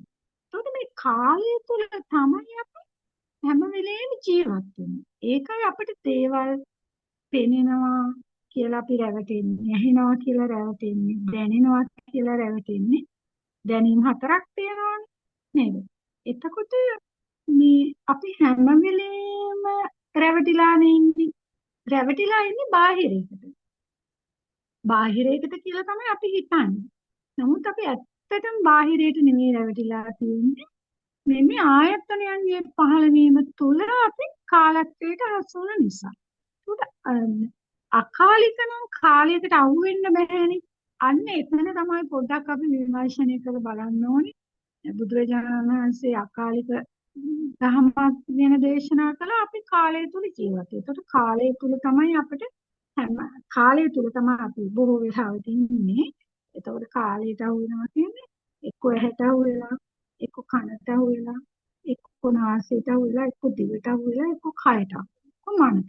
එතකොට අපි හැම වෙලේම වාසය කරන්නේ ඔය හය පොළ තුලමයි. එතකොට ඔය හය පොළේ ස්පර්ශයමයි. ඒ ස්පර්ශය තුල අපි විඳින්නේ. එතකොට විඳින්නේ මොනවද? සැප හෝ දුක. සැපසහගත දෙයක් හෝ දුක්සහගත. ඇත්තටම සැප සහගතව හරි දුක් සහගතව හරි විඳින්න දෙයක් මේ ෂණයේ තියෙනවද? ඇසත් අවිද්‍යාව හේතු කරගෙන සකස් වෙච්ච එකක්. නේද? එතකොට රූපයත් ඒ විදිහයි විඥානයත් ඒ විදිහයි. මේ තුනේ ස්පර්ශය ඇත්තටම තියෙන දෙයක්ද? අවිද්‍යාව තණ්හාව විසින් හදලා දීපු දෙයක්ද? ඒ කියන්නේ අවිද්‍යාව තණ්හාව කියන්නේ අංශයනේ. දැන් අතීත මතකයක් ඇවිදින්න අපිට මතකයේ අවදි කරලා දීමනේ තණ්හාව කියන්නේ. එතකොට තණ්හාවනේ දැන් මෙතන මේක හදලා දුන්නේ. එතකොට ඒ තණ්හාව හදලා දීපු දේ තමයි අපි විඳින්නේ. එතකොට විඳීම බුදුරජාණන් වහන්සේ දීපුබුලක් කිව්වා නම් අපිට මෙතන විඳින්න රූපයක් නැහැ. එතකොට රූපය දකින්න ඇහත් ඇත්තටම නැහැ. නේද? අපි විඳසල බලන්නේ. එතකොට විඥානය කියන්නේ මායාකාරයි. එතකොට මේ තුනම එකට එකක් ගැලපෙන්නේ නැහැ නේද? එතකොට ගැලපීමක් නැති දෙයකින් හදලා දෙන දෙයක් තමයි අපි මේ පිළිගන්නේ. පිළිගන්නේ ඇතුළෙන් ඒ පිළිගන්නවා කියන්නේ අපි ඒක පිළි අරගෙන විඳිනවා. ඒකද විඳීම දීපුබුලක් නම් පවතින විදිහක් නෑ. දීපුබුලක් නම් ඒ වුණාට අපිට විඳීම දීපුබුලක් කියලා දැනෙනවද? හිතෙනවද? මේක ඇත්තක් කියලා දැනෙනවා. අපිට දැනෙන්නේ මේක ඇත්තක් පවතිනවාමයි කියලා. ඒතකොට මේ පවතිනවා කියන විඳීම තමයි අපි තණ්හාවෙන් බැඳෙන්නේ. එතකොට තණ්හාවෙන් බැඳෙන්නේ ඇත්තරම මේ නැති දෙයකට නේද? විඳින්න බැරි දෙයක්. විඳින්න බැරි දෙයක් විඳ බවට ඉතින් අපි හිතන්නේ බාහිරේ විඳලා කියලා. ලස්සන රෝසමල කියලා අපි ඒ රෝසමල විඳින්නේ බාහිරේ. ඇත්තටම බාහිරේ තියෙන රෝසමල අපිට විඳින්න බෑ. හැට ගැටෙනවා රෝසමලක්ද මොකද්ද කියලා අපිට නම් කරන්න බෑ. නම් කරන්න බෑ. ඇසට ගැටෙනවා එච්චරයි. එතනින් ඉවරයි. එතකොට අර අතන තමයි සිද්ධ වෙන්නේ. අවිද්‍යාව විසින් සකස් කරලා දෙන සංඛාර කරලා දෙන මේ විඥානයේ නාම රූපය තුල තහවුරු කරගන්න. නාම රූපය තුල තහවුරු කරගැනීම තුල තමයි අපි මේ ආයතනෙ පිළිගන්නේ. නාම රූපය සකස් නොවුණා නම් අපිට ආයතනයක් ගැන කතා කරන්න බෑ. ඒතකොට නාම රූපය සකස් වෙන්නෙම විඥානයේ හේතු කරගෙනමයි. විඥානය සකස් වෙන්නෙම සංඛාරයේ හේතු කරගෙන. සංඛාරයේ සකස් වෙන්නෙම අවිද්‍යාව හේතු කරගෙන. ඒතකොට මෙතන මූලයේම අවිද්‍යාව නේද? අවිද්‍යාව කියන්නේ නොදන්නාකමනේ. ඒක නොදන්න නිසායි අපි මේ ඇහැ පිළිගත්තේ. නමුත් අපිට මේ ඇතුලේ මේ මොහොතේ සිද්ධ උපදින ඇහැ ගැන අපිට අවබෝධයක් ඇත්තටම නැති නිසා තමයි අපි බාහිර ඇහැට රූප දැක්කා කියලා රැවටෙන්නේ. ඒ අපි හිතනවා බාහිර ඇහෙන් තමයි අපි රූප දැකලා තණ්හාවෙන් බැඳෙන්නේ කියලා. බාහිර ඇහෙන් කවදාවත් තණ්හාව උපදින්නේ නැහැ. ඒ උපදිනවා කියලා අපි හිතනවා. ඒතකොට තණ්හාව උපදින්නේ මේ සලආයතන ඇස. ඇස රූප විඥාන පහළ වීම තුල ඔතන තමයි අපිට හොඳට තේරුම් ගන්න තියෙන තැන. ඔය ටික අපිට තේරෙන්නේ නැති නිසා තමයි අපි හැම වෙලේම මේ සියල්ල කියලා පිළිගන්නේ. මේ ලෝකය මම සහ ලෝකය කියලා පිළිගන්නේ ආයතන සකස් වීම තුළ. ඒකට අපි විමසලා බලන්න ඕනේ මේ ආයතන ඇත්තද? ආයතන කියුවේ නිෂ්පාදනය කරන දෙයක් නෙමෙයි. මේ මොහොතේ සකස් වෙන දෙයක්. එහෙනම් මේ මොහොතේ සකස් වීමක් සිදු නොවුණොත් අකාලික ධර්මතාවය. එහෙනම් අපි කාලත්‍රයට අහු වෙන්නේ නැහැ. ඉතින් අපි හැම වෙලාවෙම ඉන්නේ කාලයට අහු වෙලානේ. අන්න ඒ ගැන පොඩ්ඩක් විමසිලිමත් බැලුවා නම් අපිට මේ දෙක හොඳට තේරුම් ගන්න පුළුවන්. ඉතින් අපි අවදි වුණ වෙලාවෙ ඉඳලා රාත්‍රී නිින්දට යනකම් වැඩි කාලයක්ම ගත කරන්නේ මොනවා හරි දෙයකට බැඳිලා උපාදාන කරන්නේ. තණ්හාවෙන් බැඳිලා උපාදාන කරනවා. එතකොට හැම වෙලාවෙම අපි මේ ඝන සංඥාවකට අහු වෙලානේ තියෙන්නේ, ඝනත්වයකට අහු වෙලා තියෙන්නේ. එතකොට ඝන භාවයකට අපි අහු වෙන්නේ මනසින්, සිතින් අහු වෙන්නේ. නමුත් අපිට හිතෙන්නේම බාහිරේ තියෙන දෙයක් කියලා. බාහිරේ තියන්නේ ඝනත්වයෙන් සකස් වුණු දෙයක්ද කියලා අපිට ඒක කියන්න බෑ. බාහිරේ තියෙන දේ ගැන කිසිම වෙලාවක අපිට හඳුන ගැනීමක් කරන්න බෑ විඥාන දැනුම නැත්තම්. එතකොට අපිට මෙතනදී විඥාණය අවබෝධ කරන්න තියෙනවා. ප්‍රඥාව වඩන්න තියෙනවා. එතකොට අපි නුවණින් විමසලාම මේ විඥාණය අවබෝධ කරගන්නම ඕනේ. කියන්නේ විඥාණය එකවර එක තැනකන එක ආයතනයකනේ පහළ වෙන්නේ. ඇසේ පහළ වෙලා ඇස රූප විඥාන පහළ වෙලා එතන නිරුද්ධ වෙලා තමයි ඊළඟ ආයතනෙ. ඒ මොහොතේ උපදින විදිහට අපිට කියන්න බෑ ඇස පහළ වුණු ගමන් ඊළඟ මොහොතේ කන කියලා. අපිට එහෙම කියන්න බෑ. ඒ මොහොතේ සකස් වෙන විදිහ අන්නේ එතන තමයි අපි දකින්නේ. අන්නේ එතන අපි සියුම් ස්වභාවය අන්නේ ස්වභාවය දකිනවා නම් අපිට තේරුම් ගන්න පුළුවන් මේ කරන බොරුව මායාකාරයේ කොච්චර ලස්සනට අපිව රවට්ටනවද කියන එක තේරුම් ගන්න පුළුවන්. එතකොට මේ ස්වභාවය තේරුම් ගන්න නම් මේ අපේ කලබලයක් නැතුව තියෙන්න ඕනේ. අතීත අනාගත දෙකට අපේ සිත දෝලණය වෙනවානේ. අන්නේ දෝලණය මිදෙන්න ඕනේ. කියන්නේ අතීතේකුත් නැති අතීතේ ගෙවිලා ගින්නේ මේ වෙලාවේ අනාගතේ උදා වෙලා නැහැ. එහෙනම් මේ මොහොත විතරනේ. එහෙනම් මේ මොහොත තුල අපි ජීවත් වෙනවා නම් මේ මොහොතේ තමයි අරමුණක් පහළ වෙන්නේ. ආයතනය සකස් වෙන්නේ. අන්නේ සකස් වීම දකිනවා නම් අපිට මේ හොරේ අල්ලගන්න පුළුවන්. මේ තණ්හාව අවිද්‍යාව එකතු වෙලා තමයි මේ සසර හදන්නේ. තණ්හාව තමයි වඩුවා. එතකොට අපිට මේ තණ්හාව දුරු කරන්න පුළුවන්. අපි තණ්හාවෙන් බැඳෙන්නේ. අපි දැන් කෙනෙකුට හිතෙනවා අනේ මට නම් කිසිම දෙයකට තණ්හාවක් නැහැ කියලා. නමුත් අපි බාහිරේ තියෙන කිසිම දෙයකට තණ්හාවක් නැහැ. මොකද තණ්හාව වෙන්න බෑ බාහිරේ තියෙන කිසිම දෙයක්. අපි දැන් මේ මොහොතේ වාඩි වෙලා ඉන්නවනම් අපි මේ වාඩි වෙලා ඉන්න මේ තැන විතරනේ නේද? මේ මුළු ගෙදරම අපේද? ඒ වුණාට මගේ ගෙදර කියලා නේද අපි හිතන්නේ. මගේ කියලා අපි කොච්චර දේවල් අල්ලගෙන ඉන්නවද? ඒ අල්ලගෙන ඉන්නේ තණ්හාවෙන්. ඇත්තටම අපි පාරට බැස්සොත් එතන නේද? ඒ තැන එච්චරයි. එතනින් එහා අපිට හිතන්නවත් බෑ. හිතන්න බැරි වුණාට අපි හැම වෙලේම හිතනවානේ. පාරේ හිටියොත් ගෙදර ගැන හිතන්නේ. ඇයි නිකන් අපිට ඉන්නම බෑ.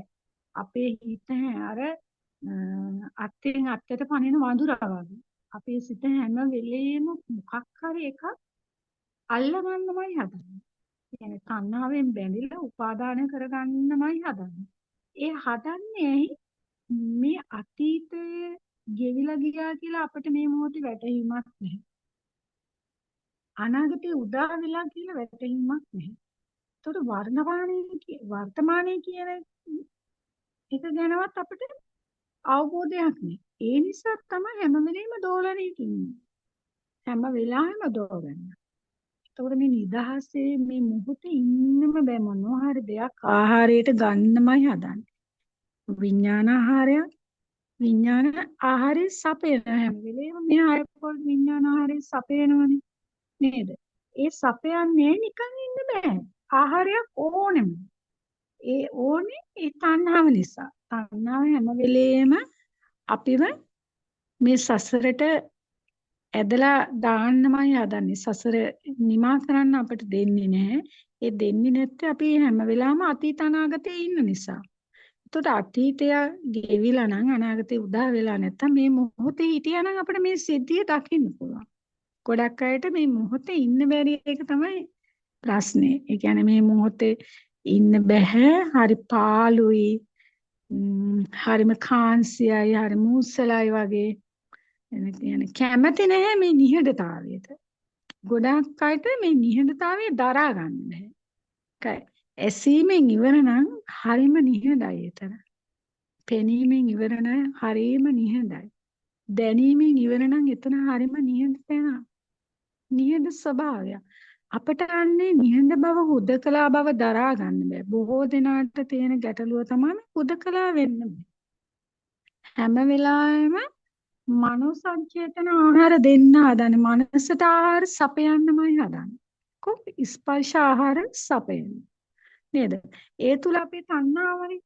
තණ්හාව නිසා තමයි අපිට මේ බාහිරයක් තියෙනවා කියලා අපි රැවටෙන්නේ. මේ ඇතුලේ හැදෙන තණ්හාව ගැන අවබෝධයක් නැහැ. ඉතින් බාහිරේ කියලා අපි හිතනවා. බාහිරේ කිසිම දෙයක් අපිට කියන්නේ අල්ලගෙන මේ ගෙදරම අපේ ගෙදර අපි ඉන්න ගෙදර කියමුකෝ. අපිට මේ ගෙදරම අල්ලලා බදාගෙන ඉන්න පුළුවන්ද? බෑ නේද? අපි ඒ වුණාට තණ්හාවෙන් බැඳිලා නේද යන්නේ. එතර අතාරින්න බෑ නේද අපට? සියල්ල මේ වගේ දරුවෝ, සාමියා, බිරිඳ, එතකොට දෙමව්පියන්, ඥාතීන්, හිත මිතුරන්, තමන්ගේ රැකියාව මේ සමස්තයම අපි අල්ලගෙන ඉන්නේ මේ මානසින් නේද? එහෙනම් සියල්ල කියලා කිව්වේ බුදුරජාණන් වහන්සේ මේ ඇසට පේනෙන සියලුම දේවල් අපේ කියලා අපි හිතන්නේ. ඇසට ඇත්තට පේනවා. ඇස අවිද්‍යාව නිසා සකස් වෙන එක. එතකොට ඇස රූප විඥාන කියන්නේ ඇත්තටම තියෙන දේවල්ද? මේ මොහොතේ හැදෙන දෙයක්. නමුත් අපිට ඒක තේරුම් ගන්න හරි අමාරුයි. ඒ කියන්නේ අපි අර ඇත්ත කරගෙන ඉන්න ලෝකයේ ලෝකයක් නැහැ කියලා පිළිගන්න බැරි එක මට්ටමක් තියෙනවානේ. දැනුම් පද්ධතියත් එක්ක අපිට මේ දැනුම අතහැරලා මේ පොඩ්ඩක් මේ මොහොතට හැරිලා බලන්න බෑ. මේ මොහොත නැවතිලා බලනවා නම් මේ සිද්ධිය අපිට තේරෙනවා. නමුත් අපි දැනුමෙන් දන්නවා හැම කෙනෙක්ම මේ දේශනා අහන හැම කෙනෙක්ම දන්නවා මේ මෙතන ඇස රූප විඥාන ස්පර්ශ වීම තුලයි මේ ලෝකෙ කොටි නැගින්නේ. ඔක බොරුවක් නේ, ඔක පවතින්නේ නැහැනේ කියලා. ඒක දැනුම. ප්‍රායෝගිකව බලන්න. ඇසට රූප හඳුර ගන්න පුළුවන්ද? කනට ශබ්ද හඳුර ගන්න පුළුවන්ද කියලා ප්‍රායෝගිකව බලන්න. ප්‍රායෝගිකව මේ මොහොතේ සකස් වෙන මොහොත මේ ඇත්තද කියලා විමසලා තේරුම් ගන්නවා නම් Tamanට වැටහෙනවා මේ මොකද්ද වෙන්නේ කියලා. ඉතින් මම හිතනවා අභ්‍යන්තර බාහිර කියන ලෝක දෙක තියෙනවද? අභ්‍යන්තරයක් තියෙනවද? බාහිරයක් තියෙනවද කියලා පැහැදිලි කිරීම ප්‍රමාණවත් ඇති කියලා. ඇත්තට අභ්‍යන්තරවත් නැහැ, බාහිරවත් නැහැ. එහෙනම් හැම වෙලාවෙම පවතින නිරෝධ ධර්මතාවය. නිරෝධයක් තුළ පැවැත්මක් නැහැ. ඒත් අපි පැවැත්මක් තියනවා කියලා හිතන්නේ මේ විඳීම තුළ. අපි හැම වෙලෙම වින්දනයකට යන්නමයි හදන්නේ. එතකොට අපි ওই ආයතන හයෙන්ම විඳිනවානේ.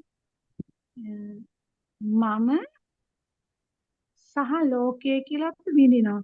එතකොට මම කියලා මගේ ඇහැට පෙනුණා කියලා අපි දැක්ක දෙයක් අපි විඳිනවා. ඒ විඳින්නේ අපි මනසින් විඳින්නේ. බාහිරෙන් අපිට විඳින්න බෑ. ඒකට අපි හිතන්නේ බාහිරෙන් විඳින්න කියලා. ඔන්න විඳීම චුට්ටක් විමසලා බැලුවොත් මේ විඳීම බුදුරජාණන් වහන්සේ දිය බුබුලක් කියලා පෙන්වනවා නම් දිය බුබුල පවතින්නේ නැහැනේ. එතකොට අපි විඳින්නේ කොහොමද? අතීත මතකයකින් නේද? අතීත මතකයේ අවදි කරලා තණ්හාව විසින් අවදි කරලා දෙනවා අපි අතීතේ හඳුනා ගත්තා කියලා. ඒ හඳුනා ගැනීම තමයි අපි මේ මොහොතේ විඳින්නේ. ඒතකොට ඇත්තට විඳිනවද? විඳින බවට රැවටෙනවද? හැම වෙලාවෙම අපි මේ ආයතන පහළ වීම තුළ රැවටීමකට තමයිපත් වෙන්නේ. රැවටෙනවා මිසක ඇත්තටම තියෙන දෙයක් නැහැ. හැම වෙලාවෙම මිරිඟුවට හසු වෙලා ඉන්නේ. ඉතින් මිරිඟුවක් බව අපි දන්නේ නැහැ. මිරිඟුව තමයි විඳින්නේ. එතන විඳින්න දෙයක් නැහැ මෙතන. මොන උත්තර පොඩ්ඩක් විමසලා බැලුවා නම් හරි කියලා මම හිතනවා. මේ මහත්තයා මේ ගැන මොන හරි ගැටලුවක් තියෙනවා නම් ඔව්. අපි ආයෙ කතා කරලා බලමු. මෑණියන් වහන්සේ මම හිතන්නේ අපි අහපු ප්‍රශ්නේ තමයි මේ ලෝකයක් තියෙනවනේ. ඇත්තටම අපි මේ ලෝකේ දකින්න පුළුවන්ද, අහන්න පුළුවන්ද, දැනෙනවද, හැඟෙනවද අපි මේවා දැන් තමයි ඇවිත්. මම හිතනවා ඔබට වැටහෙන්න ඇතයි කියලා මම විශ්වාස කරනවා. අපත් සමග එකතු වී සිටින ශ්‍රාවක සියලු දෙනා මම හිතන්නේ මේ පිළිබඳව තවදුරටත් පැහැදිලි කරගන්න අපිට අවස්ථාව තියෙනවා, හැකියාව තියෙනවා. මොකද මෑණිවරු අපත් සමග මේ වැඩසටහන තුළ රැඳී සිටිනවා ඔබ වෙනුවෙන්. ඉතින් ඔබට මොනවා හරි ප්‍රශ්නයක් අහන්න අපි දැන් මේ මොහොත වන විට ඔබගේ මයික්‍රොෆෝනය විවෘත කරලා තියෙනවා. ඔබට පුළුවන් අද මේ කතා කරන මේ සබ්බ සූත්‍රය පිළිබඳව හෝ එහෙම නැත්නම් ඉතින් එහාට අපේ මේ සාකච්ඡා කරපු කරුණු ගැන හෝ ඔබට ප්‍රශ්න ඉදිරිපත් කරන්න අවස්ථාව තියෙනවා. ඉතින් අද දවසේ අපත් සමග සහභාගී වෙනවා නිර්මලා මෑණියන්. තෙරුවන් සරණයි මෑණියනි.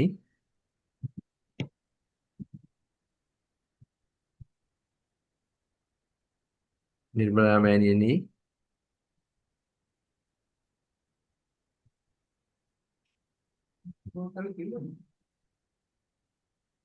ඔව්. මෛත්‍රී මෑණියන් මයික්‍රොෆෝන් එක තාම විවෘත වුණේ නැහැ. ඔව්. අපි මේ කරුණාකාරණා අපි සාකච්ඡා කරන ගමන් මේ සූත්‍රයේ දෙවැනි කොටස එතනට අපි යමු යමු. නිර්මලා මෑණියන් මම හිතන අපත් සමග සම්බන්ධ වේවි. මේකේ තියෙනවා දෙවැනි කොටසේ ජීවහා ඒ කියන්නේ උපදවන තණ්හාව ප්‍රහාණය කටයුතු යයි. ඊළඟට කියනවා රසය ප්‍රහාණ කටයුත්තාහ ජීවහා විඥානේ ප්‍රහාණ කටයුත්තාය ජීවහා ස්පර්ශය ප්‍රහාණ කටයුතුය ජීවහා සංස්පර්ශයෙන් ප්‍රත්‍යයෙන් උපදනා සුව වූ දුක් වූ නොදුක් නොසුව වූ යම් වේදයිතයක් ඇතනම් ඒද ප්‍රහාණ කටයුතු කියලා මේ සූත්‍රයේ ඊළඟ ඡේදය තුළ කියවෙනවා. ඉතින් අපි මේ පිළිබඳව අපි තවදුරටත් විස්තර දැනගන්නට අපි ගෞරවයෙන් ආරාධනා කර සිටිනවා අපගේ ගෞරවනීය ලොකු මෑණියන් වහන්සේට. මෑණියනි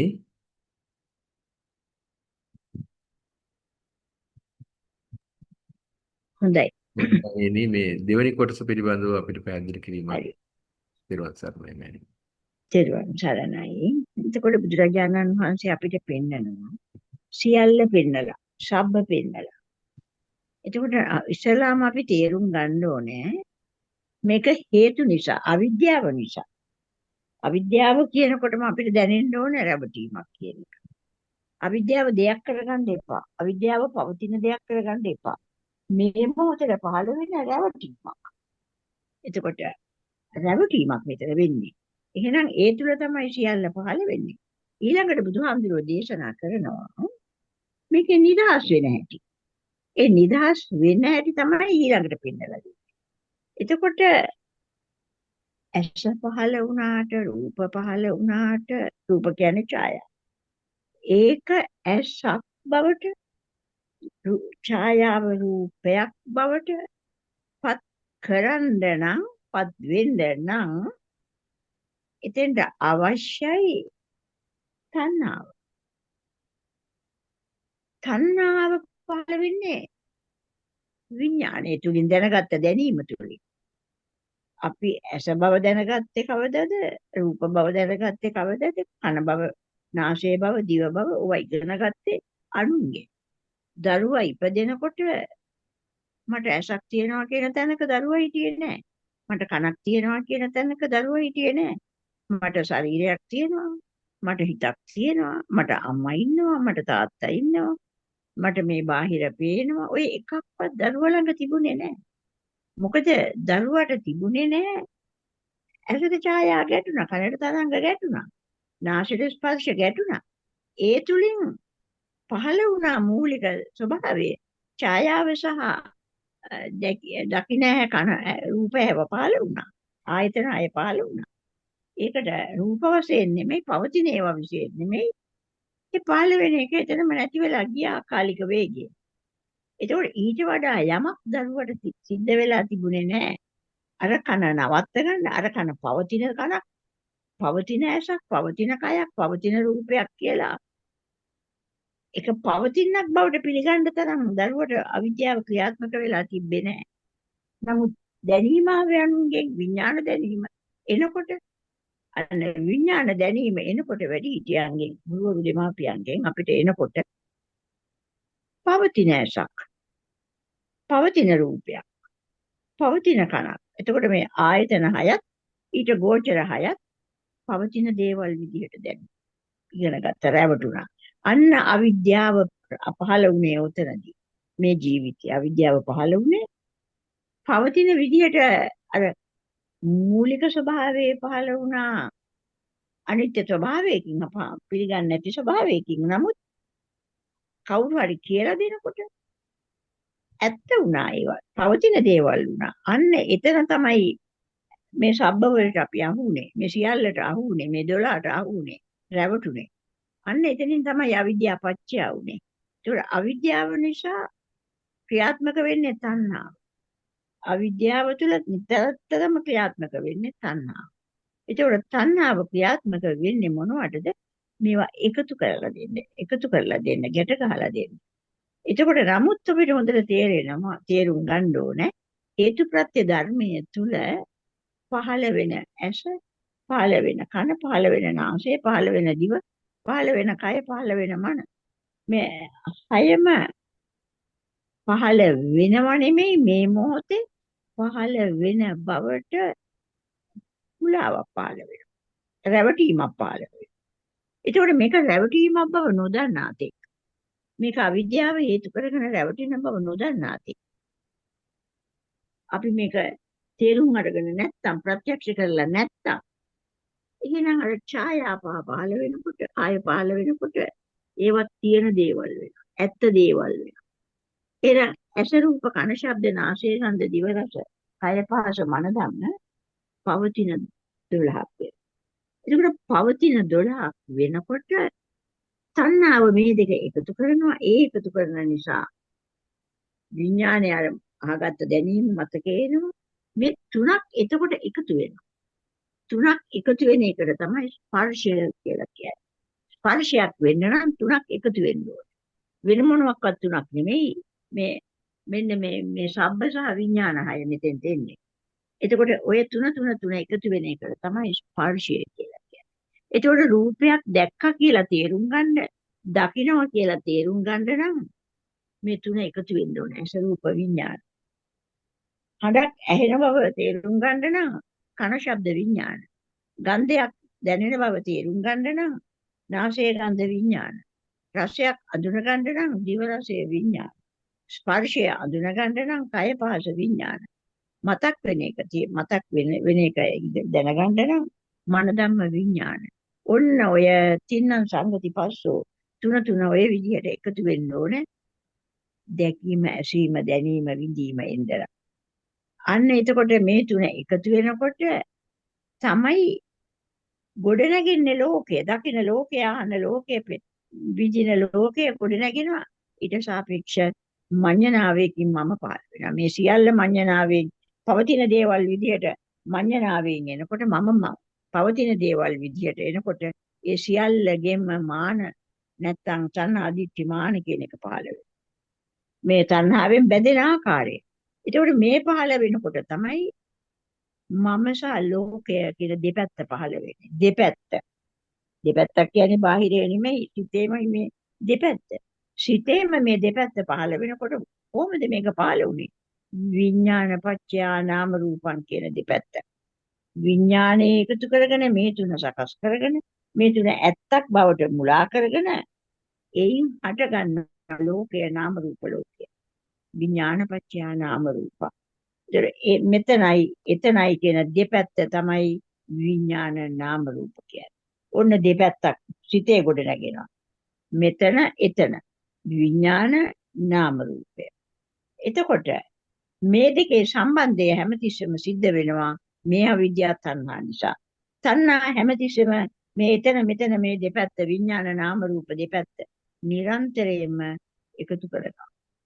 එකතු කරන නිසා තමයි එකතු වෙන බවට රැවටෙන නිසා තමයි භවයේ ගොඩ නැගෙන්නේ. චක්‍රයේ ගොඩ නැගෙන්නේ භව චක්‍රයක් බවට පත් වෙන්නේ. මේ විඥාන නාම රූප ක්‍රියාවලිය තියෙන තෙක්ම භව චක්‍රයක් ගොඩ නැගෙනවා. ඒ තුල මොකද්ද වෙන්නේ? විඥාන පත්‍ය නාම රූපං මේ සලආයතනයන්ගෙන් මේ ස්පර්ශය වෙලා මේ නාම රූප ලෝකයේ බාහිරයි කියලා ගොඩ නැගෙනකොට සිටේ මේ දෙපැත්ත යා වෙනකොට මේ දෙපැත්ත එකතු කරලා චක්‍රයේ ගොඩ නැගෙනකොට උපාදාන භව ජාති ජරා මරණ දුක්ඛ කන්දස්ස සමුදය හෝති. ඔන්න දුක හට ගන්න ආකාරය. අන්න එතකොට අපිට මේ මොකද්ද උනේ? මේ සබ්බ විඥාණයෙන් එකතු කරගෙන දුක හටගත්තා.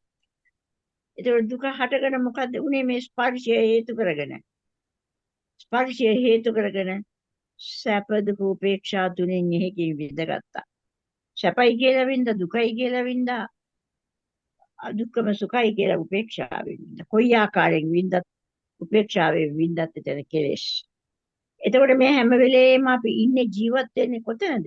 ඒක හොඳයි, ඒක නරකයි, ඒක උපේක්ෂා. ඇහෙන, පේන, දැනෙන, විඳින, මතක් වෙන සියල්ලම මේ තුන් ආකාර ස්පර්ශයකින් අපි විඳිනවා.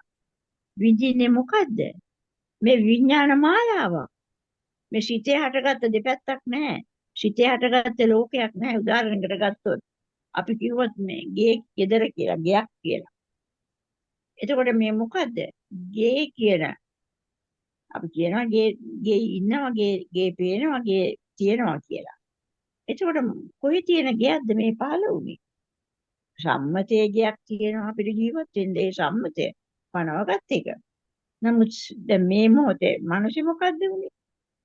ඇස රූප පහළ වෙනකොට මොකද්ද වුනේ? හේතුපත් ධර්මයක්.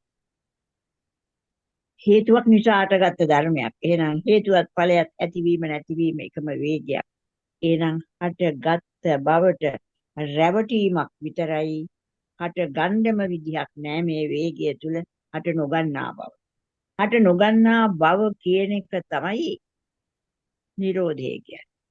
එහෙනම් බුදුරජාණන් වහන්සේට ඕන වුණේ හටගන්න ලෝකයේ විඳින්න කියන්න නෙමෙයි.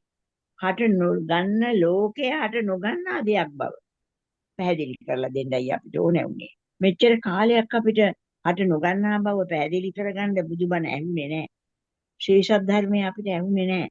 අපි සංසාරේ සදාකාලිකම ඇවිදිලා තියෙන්නේ හට ගන්න බවට මුලාවක් තුල. මේ සියල්ලම ඇස රූප විඥාන, කන ශබ්ද විඥාන, නාසය ගන්ධ විඥාන, දිව රසය විඥාන, කය පාස විඥාන, මන ධම්ම විඥාන කියන මේ තින්න සංගති පස්සෝ කියන ගොඩවල් 6 නිසා ගොඩ නැගුණ මේ නාම රූප විඥාන භව චක්‍රය තුල ලෝකයේ ගොඩ නැගුණා. මේ අපි හැමදාම උපත මරණය කියන දුකකට අහු වෙලා මෙච්චර කාලයක් සංසාරේ ඇවිද්දා. මොකද මේ අවිද්‍යාව තණ්හා දෙක ගොඩ නැගෙන බවමයි හැම වෙලේම පෙන්වන්නේ. බැරදි පැත්තමයි හැමතිස්සෙම, මුලා කරන පැත්තමයි හැමතිස්සෙම පෙන්වන්නේ. ඒතකොට මේ පෙන්වන්නේ අවිද්‍යාවත් තණ්හාවත් නිසා. ඒතකොට අපිට ඕන කරන්නේ මොකද්ද? බුදුරජාණන් වහන්සේට ඕන කරනවා මේක රැවටීමක්. මේකෙන් නිදහස් වෙන්න. දුකෙන් නිදහස් වෙන්න. මේ දුකෙන් නිදහස් වෙන්න මේක අතාරින්න. එහෙනම් දුකට හේතුවෙන් හේතුව අඳුනගන්න. අන්න බුදුහාමුදුරුවෝ දේශනා කරනවා මේ දිව උපදවන්නේ, රසය උපදවන්නේ, විඥානය උපදවන්නේ දැනීම. මේ තුල එකතු කරන්නේ තණ්හාව. අන්න එතකොට මේ ස්පර්ශයක් සකස් කරලා දෙන්නේ තණ්හාව. එතන ලෝකේ ගොඩනගලා දෙන්නේ තණ්හාව. එහෙනම් බුදුරජාණන් වහන්සේ දේශනා කරා සැප දුක උපේක්ෂා විඳින්නේ මෙන්න මේ තණ්හාව ගොඩනගලා දෙන එක ඇත්තයි කියලා රැවටෙනින්ද. එහෙනම් අපිට ඇස ඇත්ත කෙරුවේ, ඡායාව රූපයක් කෙරුවේ, විඥානයේ ඇත්ත කෙරුවේ, මේ තුන එකතු කරලා ස්පර්ශයක් කෙරුවේ. ඒතකොට ස්පර්ශයෙන් විඳීමක් අපිට අරන් දුන්නේ. විඳීම තුල චේතනා පහල කරේ. චේතනා පහල කරලා දකින්න රූපයක් අපිට හොයලා දුන්නේ. අන්න ඒ රූපයට බැඳුනේ තණ්හාවෙන්. මෙන්න මේ තණ්හාවේ ක්‍රියාකාරීත්වය. බුදුරජාණන් වහන්සේ දේශනා කරා මේක ප්‍රහාණය කරන්න. එතකොට මේ මේ ඇස ප්‍රහාණය කරන්න නම්, රූප ප්‍රහාණය කරන්න නම්, විඥානය ප්‍රහාණය කරන්න නම්, මේ තුන එකතු වෙලා එන ස්පර්ශය ප්‍රහාණය කරන්න නම් අපි දකින්න ඕනේ හට නොගන්න ධර්මයක් හට ගන්න බවට එකතු කරලා පෙන්වන්නේ අවිද්‍යාව තුල තණ්හාව. එතකොට කන ශබ්ද විඥාන එකතු කරලා ස්පර්ශයක් ගොඩනගලා දෙන්නේ තණ්හාව අවිද්‍යාව තුල. නාසය ගන්ධ විඥාන එකතු කරලා ගොඩනගලා දෙන්නේ තණ්හාව. කන ශබ්ද විඥාන එකතු කරලා ගොඩනගලා දෙන්නේ තණ්හාව. එහෙනම් කය පහස විඥාන එකතු කරලා දෙන්නේ තණ්හාව. මන ධම්ම විඥාන එකතු කරලා දෙන්නේ තණ්හාව. අන්න අපි අඳුන ගන්න ඕනේ තණ්හාව. බුදුරජාණන් වහන්සේ දේශනා කරා බුද්ධත්වයට පත් වෙලා උදම් මන්නකොට මම අදයි හොයාගත්තේ මගේ ගේ හදන වඩුව. එහෙනම් බාහිරය සහ මම කියන දෙපැත්ත. මෙතන සහ එතන කියන දෙපැත්ත ගොඩනගලා දෙන්නේ මේ යා කරන මේ භව චක්‍රය. දෙපැත්ත යා කරන භව චක්‍රය ගොඩ නගන්නෙම මේ තණ්හාව අවිද්‍යාව. අන්න අපි එතකොට ක්ෂය කළ යුත්තේ තණ්හාව සහ අවිද්‍යාව. අපි මේක තේරුම් ගන්න ඕනේ බුදුබණ අහලා. ශ්‍රී සද්ධර්මයක් අහන්න අවශ්‍ය එකයි. අන්න බුදුරජාණන් වහන්සේ දේශනා කරා මේක ඉදපච්චියතාව. රැවටීම ඇත්තොත් පමණයි තණ්හාව මෙතන මේ 12 ගුණ නගන්නේ. එහෙනම් අපි මේ අවිද්‍යාව නැත්තම් රැවටීම අත්හරින්න ඕනේ.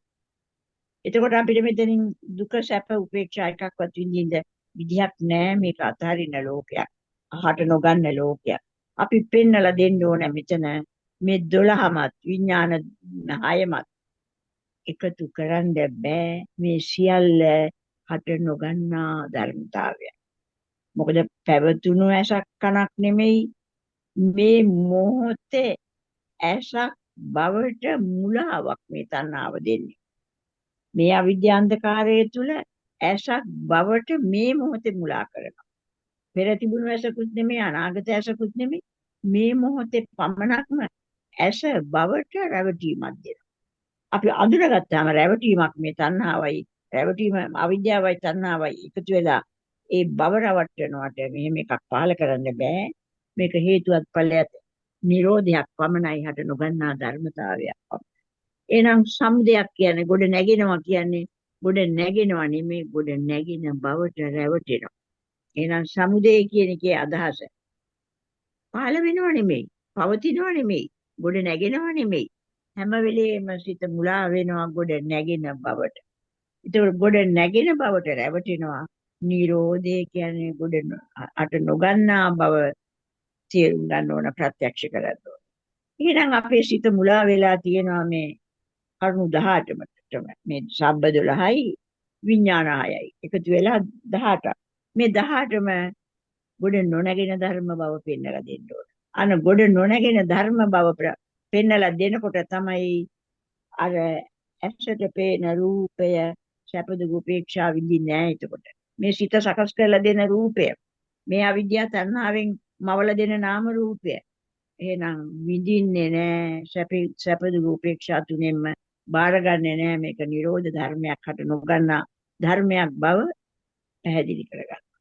එතකොට කන ශබ්ද විඥාන ගොඩනගලා දෙන නාම රූප ලෝකය ඒක තමයි මෙතන කියන දෙපැත්ත විඥාන නාම රූප කියන දෙපැත්ත. එතකොට ඒන් සැප දුක උපේක්ෂා අපි විඳින්නේ නැහැ. විඳින්න දෙයක් නැහැ. මෙතන විඳින්න කෙනෙක් නැහැ. විඳින්න දෙයක් ලැබෙන්නේ නැහැ. මේ දෙපැත්තම විඥාන නාම රූප දෙපැත්තම අපි ප්‍රහාණය කරලා දානවා. අතහැරලා දානවා. එතකොට මේ අවිද්‍යාව තණ්හා දෙකයි මේ අතහැරෙන්නේ.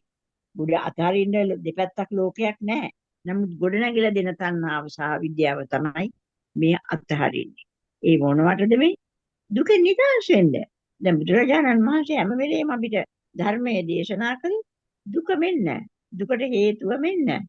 දුක නිදහස් වෙන මාර්ගය මෙන්න. මෙන්න දුකෙන් නිදහස් වීම. ඔය හතර තමයි එතකොට මේ බුදුරජාණන් වහන්සේ අපිට පෙන්නලා දෙන්නේ. හැම කාරණයක්ම පෙන්නලා දුන්නේ මේ සබ පෙන්නලා දුන්නේ. මෙන්න මේ දුකෙන් නිදහස් වීම පිණිස. අන්න ඒක නිසා තමයි අපි මේ ස්පර්ශය වෙන්න බෑ, මේ ස්පර්ශයක් කරන්න බෑ, මේ අවිද්‍යාව තණ්හා ගොඩනගන්න බෑ මෙතන යමක්. මේක නිරෝධ ධර්මයක් පමණයි කියලා අපි ප්‍රහාණය කරනවා. සියල්ලම ප්‍රහාණය කරනවා. එතකොට කන ඇස රූප විඥාන ස්පර්ශ ගොඩ නැගෙන තැන අපි පෙන්නලා දීලා ප්‍රහාණය කරනවා. ස්පර්ශය ප්‍රහාණය කරන්නේ. එතකොට මේ තණ්හාව ගොඩනගෙන ස්පර්ශය. ඒතර කන ශබ්ද විඥාන එකතු වෙලා ගොඩනගෙන ස්පර්ශය රැවටීමක් මෙතන හට නොගන්නා ධර්මයක් කියලා අපි ප්‍රහාණය කරනවා. ඒතකොට එතන මේ ප්‍රහාණය පෙන්වන්න ඕනේ හැම වෙලෙම. සිතට පෙන්වන්න ඕනේ. ඒතකොට නාසයේ ගන්ධ විඥාන ස්පර්ශය වෙන්නේ නැහැ ප්‍රහාණය කරලා දානවා. ඒතකොට දිව රසයේ විඥානය ස්පර්ශයෙන් දෙන්නේ නැහැ ප්‍රහාණය කරලා දානවා. කය පහස විඥාන ප්‍රහාණය කරලා දානවා. මන ධම විඥාන ප්‍රහාණය කරලා. එතකොට මේ ප්‍රහාණ වෙන්නේ මොකද්ද? හට නොගන්නා ධර්ම නම් මේවා ප්‍රහාණය වෙන්නේ නැහැ. ප්‍රහාණ කරන්න දෙයක් නැහැ. එතකොට ප්‍රහාණය වෙන්නේ අවිද්‍යාව තණ්හාව. මෙතන ඒ දෙකයි මේ මවලා දෙන්නේ. ඒ දෙකයි මේ ලෝකයක් මවලා පෙන්වන්නේ. ලෝකයක් මවලා පෙන්නන අවිද්‍යාවයි තණ්හාවයි තමයි අපි මේ ප්‍රහාණ කරලා දාන්නේ. අන්න ප්‍රහාණය කරගෙන යනකොට අපි සම්පූර්ණයෙන්ම අවිද්‍යාව තණ්හා දෙකෙන් නිදහස් වෙනවා. එහෙනම් අවිද්‍යාව නැත්තම් තණ්හාව නැත්තම් මේ මොහොතේ නිරෝධයක් පමණයි. හට නොගන්නා ස්වභාවයක් පමණයි. හට නොගන්නා ස්වභාවයක් නම් එතන මමෙකුත් නෑ ලෝකෙකුත් නෑ. මේ ක්‍රියාකාරීත්වයේ හේතුඵල ධම නෑ. දැන් හේතුඵල ධමයක් ගොඩ නැගෙන්නේ නෑ. හේතුඵල ධමයක් ගොඩ නැගෙන නිසා නැති නිසා මම සහ ලෝකය ගොඩ නැගෙන්නේ නෑ. මම සහ ලෝකය ගොඩ නැගෙන්නේ නැත්නම් එතන උපත මරණයක් නෑ. අන්න එහෙනම් එතන තමයි මේ සියල්ලම සබ්බම් නිදහස් වෙන තැන. මේ සියල්ලම නිදහස් වෙන තැන. මේ ගොඩ නැගෙන ස්පර්ශ ලෝකේ නිදහස් වෙන තැන. විඥාන නාම රූප දෙපැත්ත යාවෙන වෙනුවට ඒ සියල්ලම නිදහස් වෙන තැන තමයි මේ බුදුරජාණන් වහන්සේ පෙන්නන්නේ දුකෙන් නිදහස් වෙනවා, දුකට හේතු වෙන නිදහස් වෙනවා, නිවන ප්‍රත්‍යක්ෂ කරනවා, නිරෝධය ප්‍රත්‍යක්ෂ කරනවා. එහෙනම් අපිට මේ බුදුරජාණන් වහන්සේ නිරන්තරයෙන්ම හැම මොහොතකම උත්සාහ කරේ හැම සූත්‍රයකින්ම හැම ධර්මයක්ම දේශනා කරලා බුදුරජාණන් වහන්සේ මේ උත්සාහ කරන්නේ පෙන්වන්න මේ නිරෝධය අත්දකින්න හැටි. අපි තුළ තියෙන සත්‍ය උච්චරයි. මේ මවාගත්ත මනක්කල්පිත ක්‍රියාකාරීත්වයක් මේ හේතුඵල ධර්ම කියන්නේ. අපි අඬන්නේ තරහ වෙන්නේ බය වෙන්නේ දුක් වෙන්නේ විඳින්නේ මේ එකක්වත් තියෙන දේවල් නෙමෙයි. සකස් වෙන දේවල් නෙමෙයි. සකස් කරන්න බෑ මෙතන. සකස් වෙන බවට රැවටීමක්. අපි හීන බලනවා. හීනෙන් නොයෙකුත් දේවල් කරනවා. අවදි වෙලත් ඒ ලෝකෙම ඉන්න හදනවා ඇත්තයි කියලා. එච්චරයි අපිට වෙලා තියෙන්නේ. අපි නිරන්තරයෙන්ම ජීවත් වෙන සීන ලෝකේ. අර සිහින ලෝකයේ තුල ඉන්නකම් සිහිනේ බොරුවක් නෙවෙයි. සිහිනේ ඇත්තක් එතකොට. ඒ තුල කනවා බොනවා විඳිනවා සතුටු වෙනවා අඬනවා බය වෙනවා තරහ වෙනවා ඔය ඔක්කොම තියෙනවා සිහින ලෝකේ. නමුත් අපිට කවදාකවත් ඒක සිහිනයක් කියලා දැනෙන්නේ නැහැ. සිහිනය බලනකම්. අන්න ඒකයි දැන් අපිට මේ වෙලා තියෙන්නේ. අන්න බුදුරජාණන් වහන්සේ දේශනා කරා ඔබ මිරිඟුවක් පස්සේ දුවන. කොච්චර උත්සාහ කරත් අපි අවදි වෙලා සිහිනෙන් දැක්ක දේවල් ආපහු අරගන්න, ආපහු ගොඩනගා ගන්න. ආපහු ඇත්තම කියලා පිළිගන්න ලැබෙන්නේ නැහැ. අපි එළි වෙනකම්ම රාත්‍රියේ සීන බල බල ඉඳලා තියෙන්නේ මිරිඟුවක් පස්සේ දුවලා. කවදාකවත් මේ කියන ලෝකයේ ගොඩනැගෙන්නේ නැහැ හිතේ. හිතේ ගොඩනැගෙන ලෝකයේ තමයි අපි හැම වෙලේම බලලා තියෙන්නේ බාහිරයි කියලා. එහෙනම් මේ 18 කරුණු 18කින් එහෙම නැත්තම් මේ සබ්බ එකල විඥාන හයත් එකතු වෙලා 18ක් වෙනවා. අන්න එතකොට බලන ලෝකය, පේන ලෝකය, ඇසෙන ලෝකය, නාසයෙන් ගඳ සුවඳ විඳින ලෝකය, දිවෙන් රස විඳින ලෝකය, කයෙන් පහස විඳින ලෝකය, මතක් වෙන ලෝකය. ඔය සියල්ලම බාහිරයක් බවට මුලා වෙන්නේ මෙන්න මේ ස්පර්ශය නිසා. මේ කරුණු තුන ස්පර්ශ වෙනකොට ගොඩනැගෙන විඥාන නාම රූප ලෝකය. ඒකවල විඥාන මායාවක් කියලා පෙන්වන්නේ ඇයි බුදුරජාණන් වහන්සේ? කොහොමද මනුෂ්‍යක මේවා ගොඩනැගෙන්නේ? කොහොමද මේ කියන 18ක් එකතු වෙලා ලෝක ගොඩනැගෙන්නේ කොහොමද? කවදාකවත් ඒක කරන්න බෑ. මෙතන තියෙන්නේ අකාලික වේගයක් විතරයි. අකාලික වේගය ප්‍රත්‍යක්ෂ නොවන ආතේ ප්‍රමාදයේ තුල අපි කටයුතු කරන ආතේ. මොකද කාලයට එකතු වෙලා ප්‍රමාදයේ තුල ඉන්න ආතේ මේ ගොඩනැගෙන ලෝකය ඇත්තක් කියලා මුලා වෙනවා රැවටෙනවා. අන්න ඒකයි බුදුරජාණන් වහන්සේ දේශනා කරේ නිරන්තරම මේක විමර්ශන බුද්ධියෙන් බලන්න. විමර්ශන බුද්ධියෙන් බලන්න නම් අපිට භාවනාව අවශ්‍යයි. මේ නිරන්තරයෙන්ම මනසට ඇරිලා භාවනාව අවශ්‍යයි. ධර්ම ශ්‍රවණය අවශ්‍යයි. ශ්‍රී සද්ධර්මය ශ්‍රවණය. ඒක අහන ධර්මයේ හොඳින් වටහා ගන්න ඕනේ. සුසුතා. සුතා නෙමෙයි සුසුතා. මනාකොට අහන්න ඕනේ. හොඳින් අහන්න ඕනේ. අහලා මතක තියාගන්න එකක් නෙවෙයි. අහලා ඒ ඇත්තද කියලා අපි තුල විමර්ශන කළ යුතුයි. දැන් හැමෝටම වෙලා තියෙන වැඩි පිළිසකට කලාතුරකින් කෙනෙක් තමයි විමර්ශනය කරන්නේ. හැමෝම හදන්නේ අහලා සුතා අහනවා මතක තියාගන්න. කිසිම ප්‍රයෝජනයක් නැහැ. කිසිම වැඩක් නැහැ. එතකොට මනවින් අහලා නැහැ ඒක. මතක තියාගන්න නෙමෙයි අහන්නේ. විමර්ශනය කරන්නයි මේක අහන්නේ. විමර්ශනය කරනකොට තමයි අපිට මේක පැහැදිලි වෙලා එන්නේ තමා තුළින්.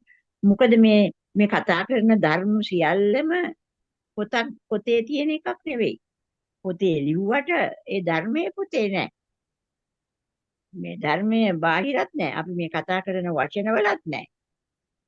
ඒතකොට වචනවල නැති, පොතේ නැති, අකුරු වල නැති මේ දේශනා කරන සියලු ධර්ම කොහෙද? සියලුම ධර්ම. ඔය ත්‍රිපිටකයේ දේශනා වෙලා තියෙන යම් ධර්ම කරුණු ඇද්ද? ඒ සියල්ලම අපිට අපේ සිතේ විමර්ශන බුද්ධියකින් අපි තුලින් දැකිය හැකි. ඒ සියල්ල බුදුරජාණන් වහන්සේ දේශනා කර යම් ඉස්පිල්ලක් පාපිල්ලක් වෙයිද, වචනයක් වෙයිද, අකුරක් වෙයිද, ඒ සියල්ල තමා තුල ක්‍රියාත්මක වෙන ධර්ම ඔය දේශනා කරේ. අපි බාහිර පොත පාඩම් කරලා ඉගෙන ගන්න හදනවා. කවදාකවත් බුදුබණ බාහිරින් ඉගෙන ගන්න බෑ. බුදුබණ ප්‍රත්‍යක්ෂ කරගත යුතු ධර්මයක්. ඒකයි බුදුරජාණන් වහන්සේගේ ධර්මයේ විශේෂත්වය අපි තුලේ. අන්න ඒක නිසා තමයි මේවා අහන්න ඕනේ, අහලා අපි තේරුම් ගන්න ඕනේ. තේරුම් ගත්තට පස්සේ අන්න අපිට භාවනාවක් අවශ්‍යයි.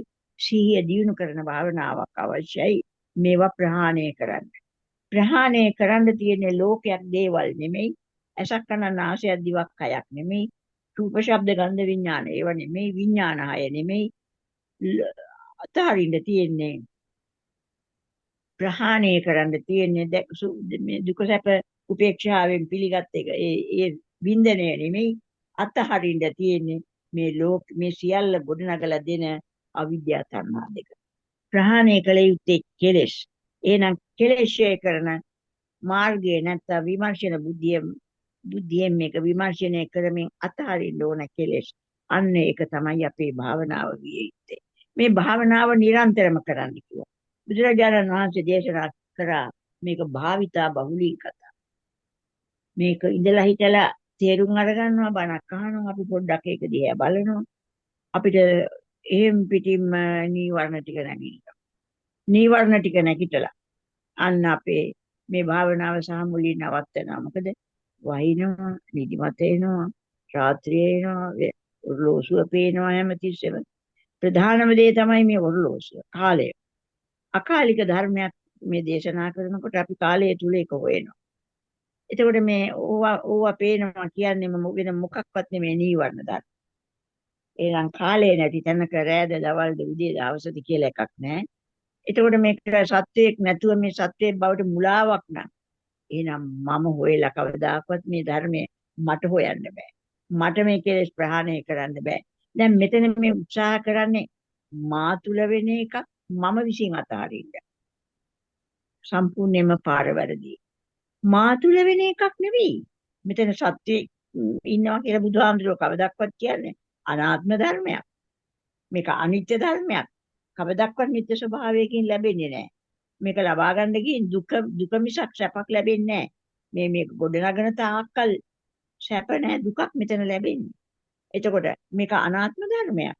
අනිත්‍ය දුක්ඛ අනාත්ම ත්‍රිලක්ෂණයක් පමණයි මෙතන තියෙන්නේ. එතකොට එහෙම තැනක අනාත්ම ධර්මයක් නම් හේතුප්‍රත්‍ය ධර්මයේ අනාත්ම ධර්මයක් නම් ඒකනේ හේතු කියන්නේ හේතුඵල ධර්ම කියන්නේ. එතකොට මා තුල පහළ වෙන ධර්ම මා විසින් අතහරින්න ගියොත් සම්පූර්ණම වැරදි නේද? එතකොට සම්පූර්ණම ක්‍රියාකාරීත්වය වැරදි. අන්න ඒක නිසා මා තුල පහළ වෙන කෙලෙස් මම විසින් අතහරින්න හදන්න එපා. මේ මොහොතේ පහළ වෙන සිතේ ක්‍රියාත්මක වෙල පහළ වෙන කෙලෙස් ඒ මොහොතේ සිතේ තියෙන දක්ෂතාවයකින් සිහිය පැවැත්වීමෙන් ඒක අතහරින්න. ඒක ඔබ කරන එකක් නෙමෙයි, ඔබට අයිති එකක් නෙමෙයි. අයිති කරගන්න එපා මගේ කියලා. ඒක තමයි තණ්හාව කියන්නේ. එතකොට ඒක එතන සිද්ධ වෙන ක්‍රියාවලිය අඳුන ගන්නයි, දකින්නයි, අතහරින්නයි අපිට. අන්න ඒක නිසා ඒ ඒ ඒ තණ්හාවශය කරගන්න, අවිද්‍යාවශය කරගන්න කෙලෙස් දුරු කරන මගක් මේ මොහොතේ අනුගමනය කරනවා.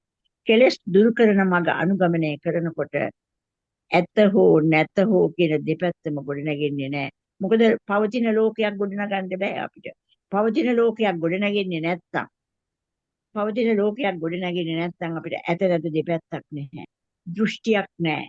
ඒ ඇත නැත දෙපැත්තත් එක්ක තමයි දෘෂ්ටියක් ගොඩනගුණ ලෝකයේ ඇත නැත කියන දෙපැත්ත එක්ක තමයි කාලයත් එක්ක මමගේ ආත්ම දෘෂ්ටිය ආවේ. අන්න ඒක නිසා මේක අනිත්‍ය දුක්ඛ අනාත්ම ධර්මයක්. මේ කෙලෙස් පමණයි අත්හරින්න තියෙන්නේ. මේක රැවටීමක් විතරයි. ඒ මම මුල් වෙලා මේ කිසිම දෙයක් කරන්න එපා. මම මුල් වුණොත් ඔයගොල්ලන්ගේ මාර්ගය වැරදි. මේ ප්‍රහාණය කරන භාවනාව වැරදි.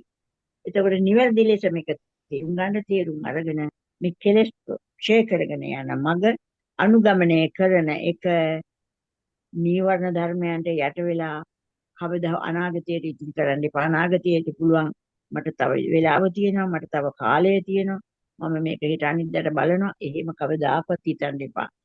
අපි දන්නේ නැහැ අපේ ජීවිතය තව කොච්චර වෙලාවක්ද කියලා. අවිනිශ්චිතයි. ඒක කවුරුත් සහතිකයක් දෙන්න බෑ. එතකොට එහෙමනම් අපි දන්නේ අපි ඒකට දැනගන්න ඕනේ. ඒ නිසා අපිට හිසගිනි ගත්තෙකු ඉගිනි නිවන ලෙස. කවදාකවත් ඒක ගින්න නිවන්න පමා වෙන්නේ නැහැ. ඒ වෙන ප්‍රමාදයේවත් ප්‍රමාද වෙන්නේ එපා. ඊටත් කලින් මේ ධර්මයේ දකින්න කටයුත්ත නිරන්තරයෙන්ම යෙදෙන්න. මේ මිනිසියෙක් උනේ මායා ලෝකයක් මවාගෙන සිහින ලෝකයක් මවාගෙන ඒ තුල සැප දුක උපේක්ෂාව හොයා යන්නේ නෙමෙයි. සැප එනකොට කැමති වෙනවා, දුක එනකොට අකමැති වෙනවා. උපේක්ෂාවෙන් ඒ තුනම අල්ලගන්න නෙමෙයි. ඒ තුනම මායාවක්, මුලාවක්. අපි මනුෂ්‍ය භාවයක් ලැබුවේ මේ මෙන්න මේ මුලාවෙන් ගැලවිලා මිනිස්යාගේ වටිනාකම මතු කරගත්තයි. මිනිස් උතුම් මිනිස් බවක් ලබා ගත්තේ ඒකටයි. ඒ උතුම් මිනිස් බව උත්තරීතර ස්වභාවයකට පත් කර ගැනීම තමයි නික්ලේශී වෙනවා කියන්නේ. අන්න නික්ලේශී උත්තමේ බවට පත් වෙනවා නම් ඒක තමයි මනුෂ්‍ය භාවයක් ලබා ගන්න එකේ උපරිම ප්‍රයෝජනය අපි ලබා ගන්න. ඒ නිසා හැම කෙනෙක්ම උත්සාහ කරන්නේ මේ බුදුරජාණන් වහන්සේගේ පණිවිඩය මොකද්ද? උන්වහන්සේ මේ බොහොම වේශිලා මහන්සි වෙලා කාලාන්තරයක් තිස්සේ දුක් විඳලා මේ සොයාගත්ත පණිවිඩය දවසකට දෙකකට සොයාගත්ත නෙමෙයි. උන්වහන්සේ මේ සඳහා හුඟා කාලයක් වෙහෙසුණා. වෙහෙසිලා මොකද්ද මේ අපිට පණිවිඩය දුන්නේ? ඒ වටිනා පණිවිඩය, උතුම් පණිවිඩය, ඒ උන්වහන්සේගේ උත්තරීතර ස්වභාවය අපි තේරුම් අරගෙන අපි මේ වටිනා පණිවිඩය නියම විදිහට අරගෙන අපිත් මේ අන්ධකාර ලෝකෙන් නිදහස් වෙලා උත්තරීතර ස්වභාවයකටපත් වෙමු. හැම කෙනාටම එසේ කරගන්න වාසනාව, ශක්තිය, ධෛර්යය ලැබේවා කියලා මම ආශිර්වාද කරනවා. හැම දිනාටම තෙරුවන් සරණයි. ඔව්. මෑන් හොඳයි මං වහන්සේ හරිනේ ඇහුණානේ. ඔව් මෑන් වහන්සේ මම හිතන්නේ අපි කාටත් හොඳටම පැහැදිලි වෙන ආකාරයට මේ සබ්බ සූත්‍රය පිළිබඳව පැහැදිලි කළා. ඉතින් මම හිතන්නේ ප්‍රේක්ෂක ඔබට ප්‍රශ්නයක් අහන්න අවස්ථාව ලබා දෙන්න පුළුවන්. කාට හෝ මේ සම්බන්ධව ගෞරවනීය මෑණියන් වහන්සේගෙන් ප්‍රශ්නයක් ඉදිරිපත් කරන්න ඔබට අපි අවස්ථාව ලබා දෙනවා. ඒ අතරතුරේ අපි බලාපොරොත්තු වෙනවා මේ වැඩසටහන් මාලාව පිළිබඳව පසුගිය 28 වෙනි වැඩසටහන තුලත් මම මතක් කිරීමක් කළා. අපි මේ තුන්වෙනි කාණ්ඩේ මේ වැඩසටහන් මාලාව මේ අද දවසේ පවත්වන්නේ 29 වෙනි වැඩසටහන. අපි බලාපොරොත්තු වෙනවා ලබන සතියේ 30 වෙනි වැඩසටහනින් පසුව මේ කාණ්ඩේ වැඩසටහන් මාලාව අපි නතර කරන්නට. ඉන් අනතුරු අපි බලාපොරොත්තු වෙනවා ඔබත් සමග මේ පිළිබඳව නැවත වෙනම අපි සාකච්ඡා කරලා මේ වැඩසටහන් මාලාව මොන විදිහකට මොන ආකාරයට අපි සකස් කළ යුතුද, ඔබට මේකෙන් යම්කිසි ප්‍රයෝජනයක් ලැබෙනවද, තවදුරටත් මේ කාර්යය කළ යුතුද කියන එක පිළිබඳව අපි තීරණය කරලා ඊළඟ අපේ මාසේ එදිනවා මේ මේ වැඩසටහන් මාලාව අපි සකස් කරේ විශේෂයෙන්ම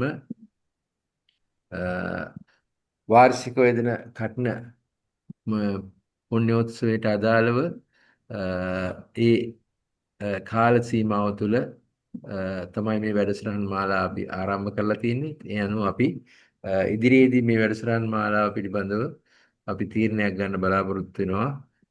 තවදුරටත් මේ සම්බන්ධව ඔබගේ අදහස් විමසීමකින් පසුව. ඉතින් ඒ නිසා මේ සම්බන්ධව අද දවසේ කතා කරන ලද මේ කරුණු කාරණා පිළිබඳව ඔබට දැනෙච්ච විදිය හෝ එහෙම නැත්නම් මේ සම්බන්ධව ප්‍රශ්න නගන්න තියෙනවා නම් ඒ සම්බන්ධව ඉදිරිපත් කරන්න පුළුවන්. එසේ නැත්නම් අපි මේ වැඩසටහන સમાપ્ત කරන්න බලාපොරොත්තු වෙනවා. විශේෂයෙන්ම අපි මේ සූත්‍ර අපි සජ්ජායනා සූත්‍ර අපි මේ විදිහට සාකච්ඡා කරන්නෙම ඔබගේ දැනුම ලබා දීමේ අදහසින් නෙමෙයි. ඔබට මේ සූත්‍ර කියවලා දැනුම ලබා ගන්න පුළුවන්. නමුත් මේ සූත්‍රවල කියවෙන හරය අතුලාන්තය ඔබට වටහා ගන්නට පුළුවන් කමක් ලැබෙන්නේ නැහැ. මොකද අපි පෘථග්ජනයෝ හැටියට අපි නිරන්තරයෙන් බාහිරයත් එක්ක ගැට ගැහිලා තමයි අපේ ජීවන යාත්‍රාව ගෙනියන්නේ. නමුත් බුදුන් වහන්සේ මේ දේශනා කරපු මේ ශ්‍රී සද්ධර්මයේ තුල තියෙන ඇත්තටම බාහිරේ නෙමෙයි. මේ ආධ්‍යාත්මයේ දිශ අපි හරනකොට අපිට මේ බාහිරයක් නැති බව අපිට වැටහෙනවා. බාහිරයක් අපිට හොයාගන්න, දකින්නට, අත ගන්නට, ස්පර්ශ කරන්නට, අහන්න, විඳින්න අපිට බාහිරයක් ඇත්තේ නැහැ. අපි හිතනවා බාහිරයක් අපිට තියෙනවා කියලා. අපි ඉදිරියේ අපි මේ තියාගෙන ඉන්න දුරකථනේ එහෙම නැත්නම් අපේ මේ උපකරණේ අපි හිතනවා තියෙනවා කියලා. අපි මේ පටන් ගත්ත මොහොතේ සිට මේ දක්වා තියෙනවා කියලා අපි හිතන් ඉන්නවා. නමුත් එහෙම දෙයක් නැහැ. ඒ සියල්ල රැවටීමක් බව අපිම දන්නේ නැහැ. අපි නොදැනීම මේ රැවටීම තුල හිර වෙමින් මේ සංසාරේ කොතෙක් කාලයක් නම් එන්නේ නැද්ද? අපිට දැන් මේ ශ්‍රී සද්ධර්මයේ ඇහෙනවා. මේ ගෞරවනීය මෑණිවරු, ගෞරවනීය ස්වාමින් වහන්සේලා මේ ශ්‍රී සද්ධර්මයේ අපිට දේශනා කරනවා. නමුත් මේ ශ්‍රී සද්ධර්මයේ තුලින් කියන කරුණු කාරණා අපි ඇතුළට හැරිලා බලලා නැහැ. ඇතුළට හැරිලා බැලුවා නම් මම හිතන්නේ මේ බාහිරයක් අපිට අල්ලගන්න, දකින්න පුළුවන් කමක් ලැබෙන්නේ නැහැ. ඒ නිසා ඔබ උත්සාහ කරන්න. මේ ධහම අහන්න විතරක් නෙමෙයි. එතනින් එහාට මේ ධර්මයේ දකින්නට අවස්ථාව සකස් කරගන්නට. ධර්මයේ දකින්නට අවස්ථාව සකස් කරගත්තොත් පමණමයි අපේ මේ උත්සාහය සඵල වෙන්නේ. එහෙම නැතුව ඔබ තවත් ධර්ම දේශනාවක් ඇහුවා කියන එක තුලින් පමණක් අපේ මේ උත්සාහය සඵල කරගන්නට පුළුවන් කමක් ලැබෙන්නේ නැහැ. ඒ නිසා අපි ප්‍රාර්ථනා කරනවා තව බොහෝ මේ දේශනා අහන සියලුම දෙනා මේ උතුම් වූ මාර්ගඵලවලටපත් වේවා.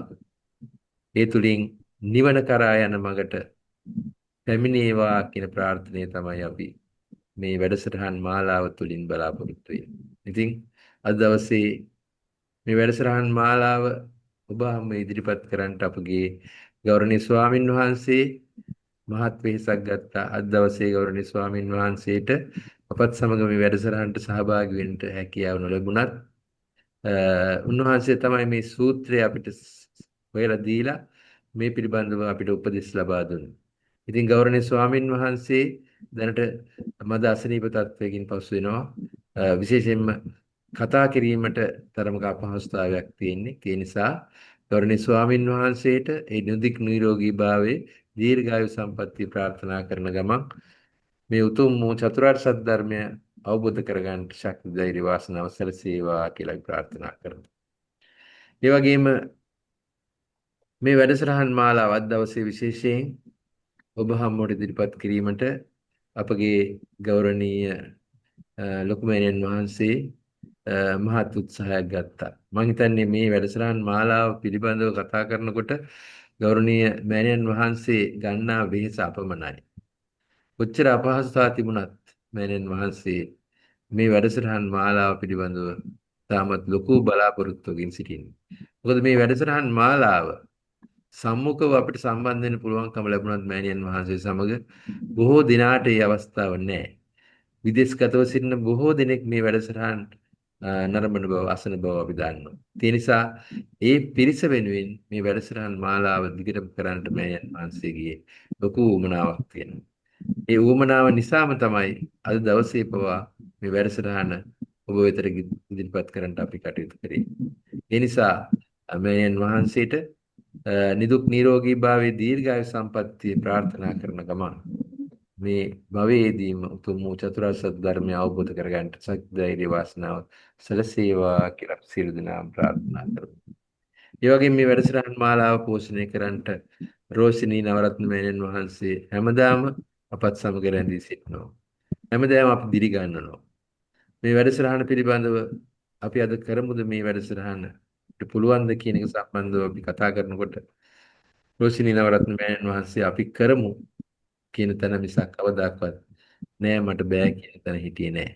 ඒ නිසා රෝෂිනී නවරත්න මෑණියන් වහන්සේ අපි තාමත් ගෞරවයෙන් මේ මොහොතේ සිහිපත් කරනවා දවසෙත් මේ වැඩසටහනට සහභාගී වෙලා මේ කාර්යය විශේෂයෙන් මේ දැනුවත් වීමේ මේ වැඩසටහන විශේෂයෙන් මේ කරුණු කාරණා ඉදිරිපත් කරන්නට අපත් සමග සහභාගී වූ සම්බන්ධව රෝෂිනී නවරත්න මෑණියන් වහන්සේටත් නිදුක් නිරෝගී භාව දීර්ඝායු සම්පන්නිය සැලසේවා. ඒ වගේම උතුම් වූ චතුරාර්ය සත්‍ය ධර්මය අවබෝධ කරගන්නට හේතු වාසනා වේවා කියලා ප්‍රාර්ථනා කරමු.